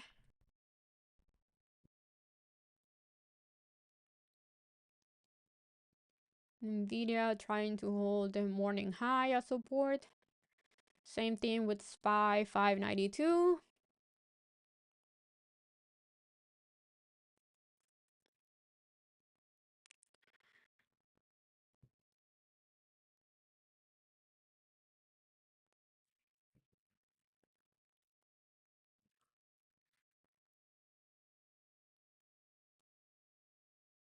Okay, I'm gonna go long here on the Q. My stop loss is gonna be ugly reaction of this candle low here.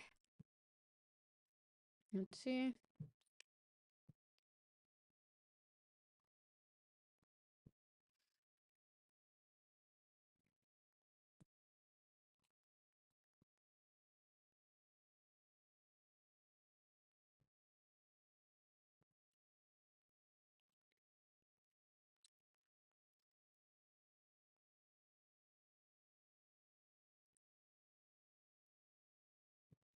SPY definitely looks like it wants to go. The Q is not really moving.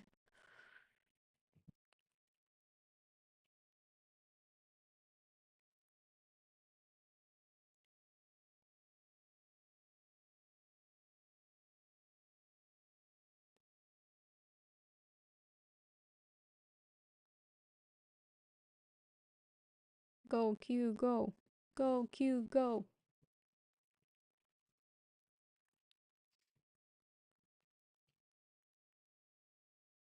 The Q is really fighting Thursday high. That's a level that it needs to break.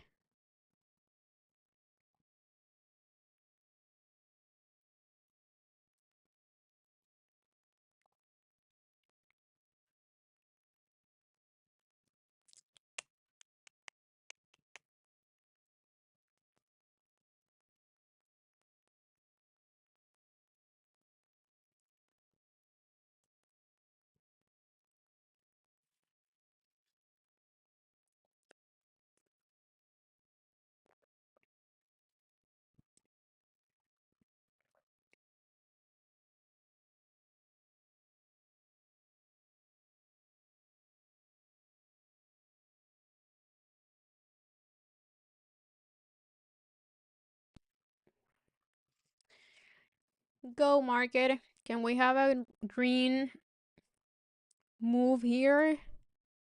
Green bullish daily candle today.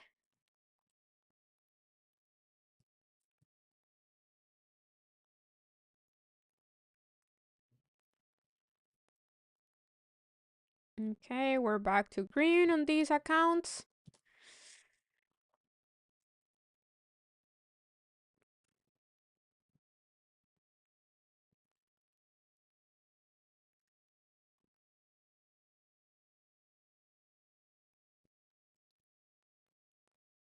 If Nvidia here on this pullback can hold morning high as support, that's your entry to go long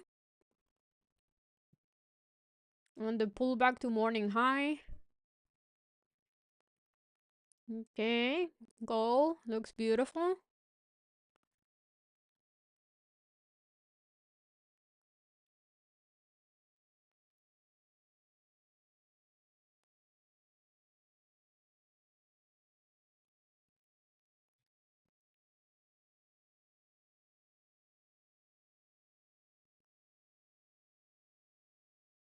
I should have entered with micros. That way I can lock some profit and leave like two runners go and see if we're gonna retest 524, 526.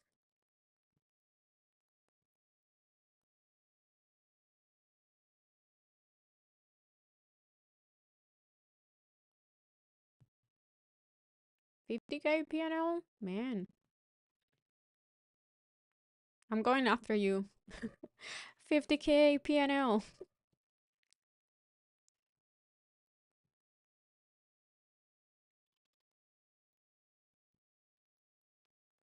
Okay, and for everyone that watch NQ, 700.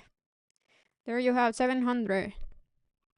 702, 703, 704.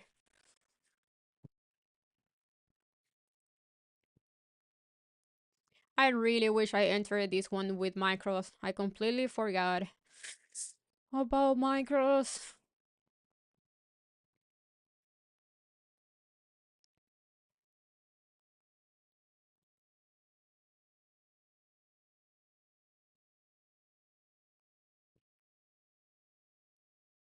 Okay, we're 6K up.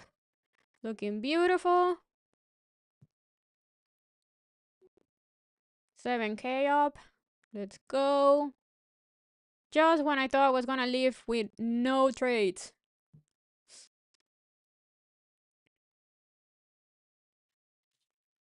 No, I only trade RTY, ES, and NQ on futures. And ugly reaction there. Let's see.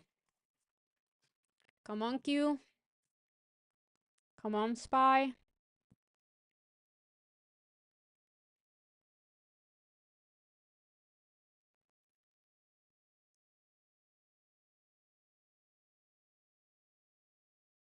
I don't like that candlestick there. But let's see.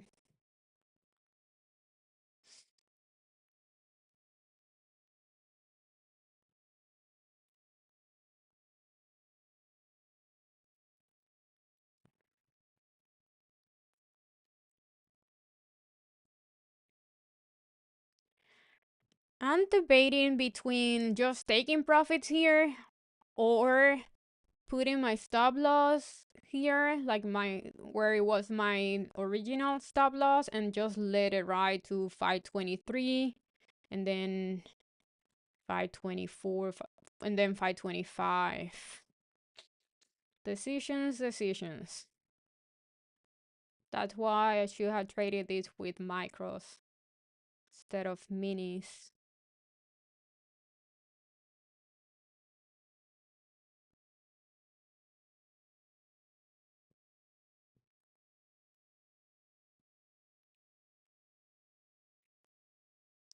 That's an ugly reaction candle. We don't want to have this.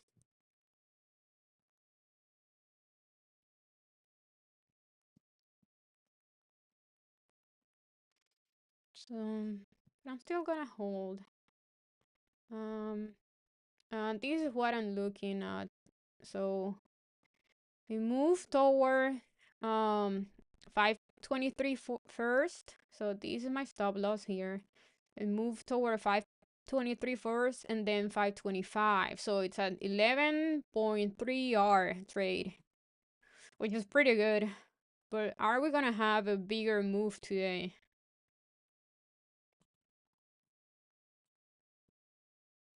After being so choppy. I don't like that candle.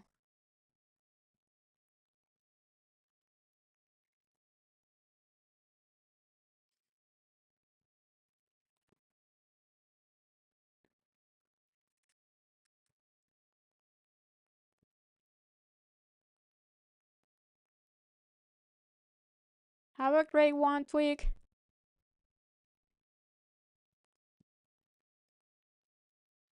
But if we hold here, I might gonna go and enter with micros.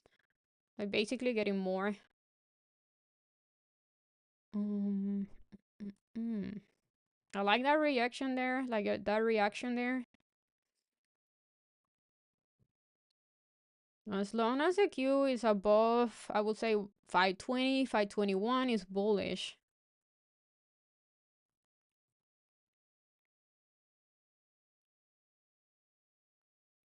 Watch out for Nvidia morning high here. If give you a pullback there and hold, that's your entry on Nvidia. I think consolidation above morning high, it's pretty bullish.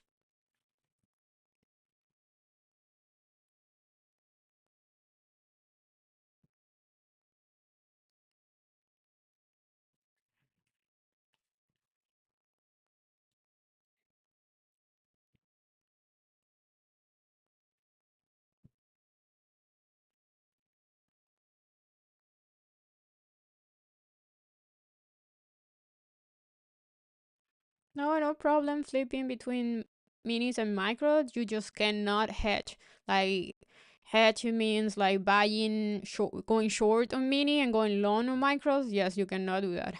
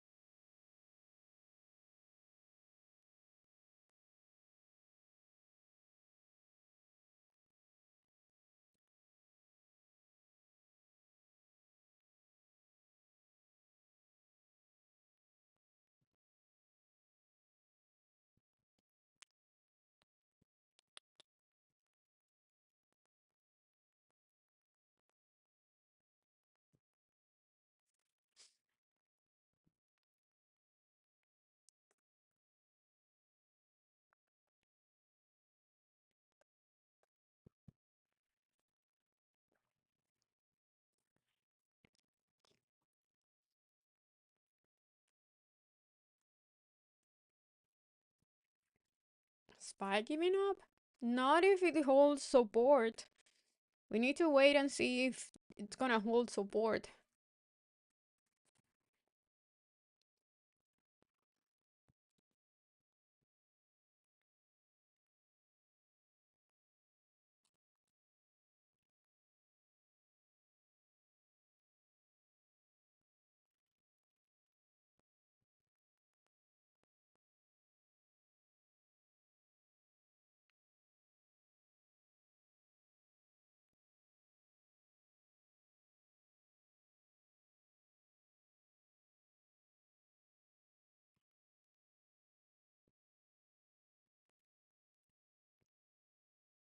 So far, the Q is holding support also. Let's move these to this side.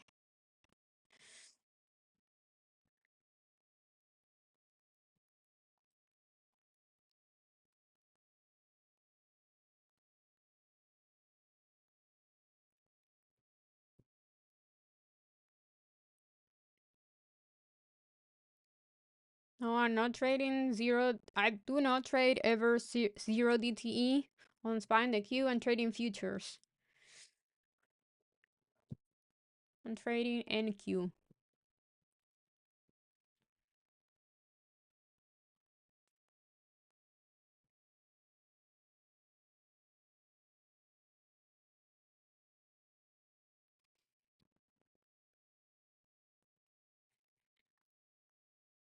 That's a nice reaction on SPY.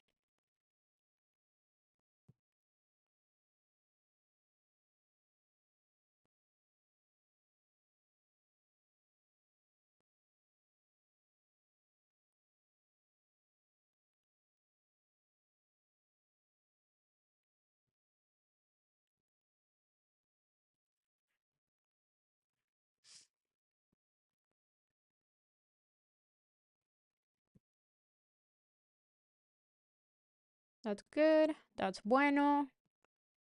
That's bueno.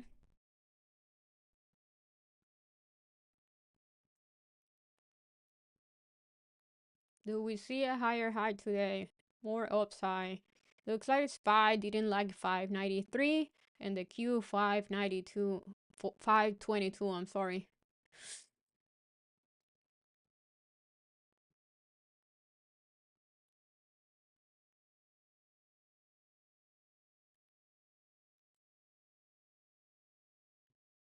Yeah, tomorrow the market closes earlier at 1 p.m.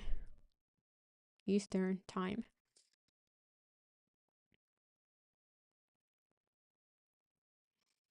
Okay, let's see Nvidia. Nvidia is pulling down. Let's see if Nvidia can hold a morning high. That's gonna make the Q hold here.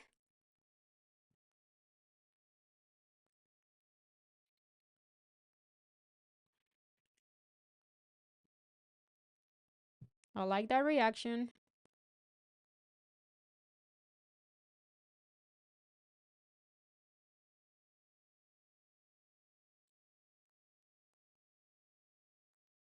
Okay, I got some micros there. Those are gonna be my runners.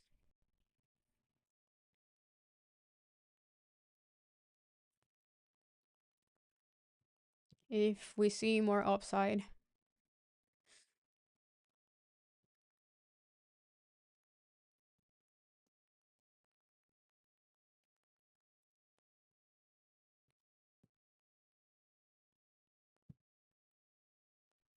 Okay, nice.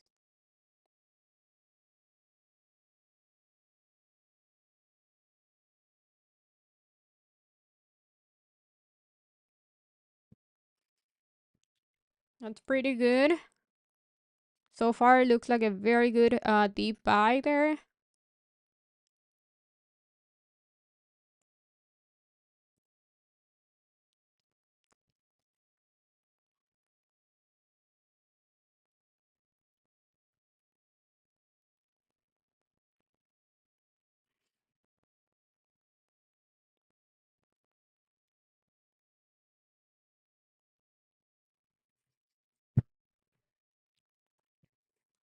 When I'm trading SPY and the Q, I'm trading with futures.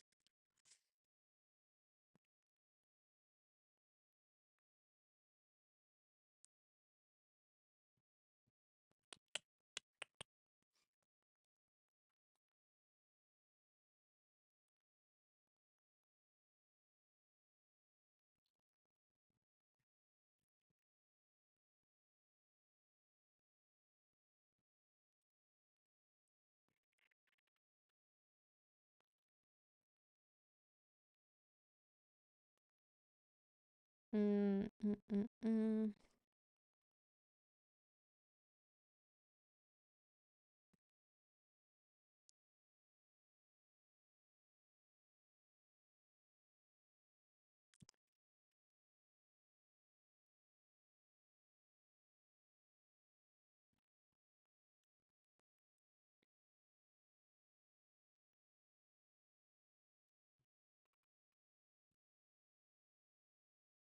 We need Nvidia to hold here. If Nvidia can hold here, we could see a spot, the Q going higher.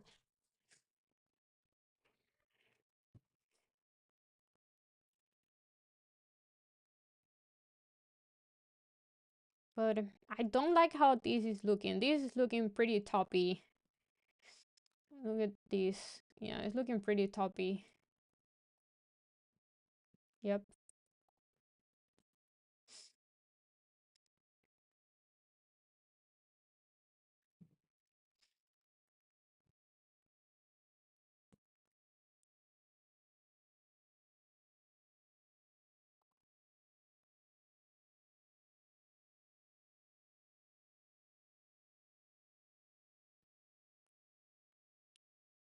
I'm waiting to see if my stop loss is gonna, if I'm gonna get stop out here or not.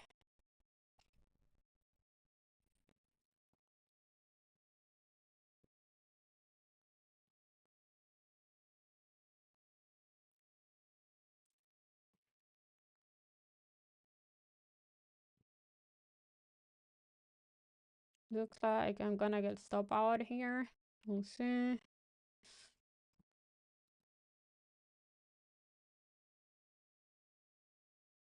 Yep, nope. I'm out. All out. I'm all out.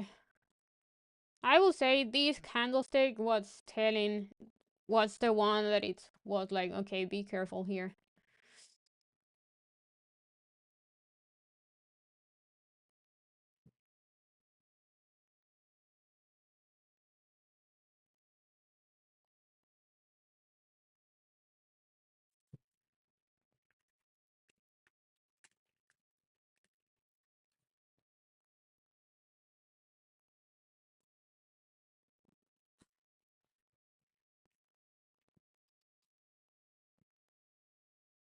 Well, it was a good risk to reward trade. Didn't work out. Maybe it's gonna hold here. Who knows?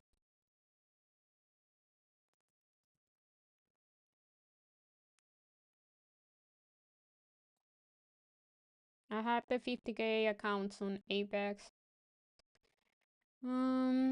Okay, so I'm red on these accounts, green on these 3, greens on these 7, still green for the day.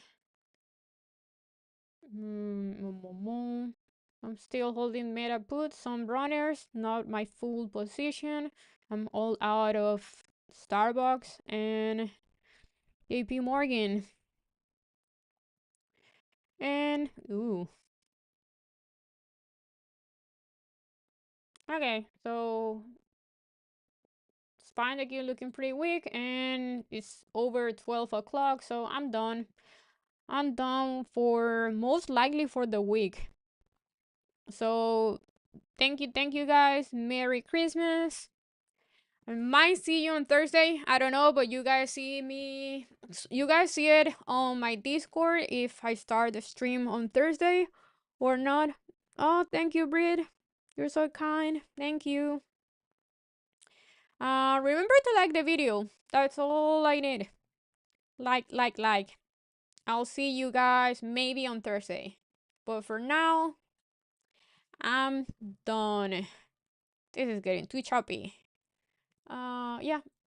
See ya. Bye.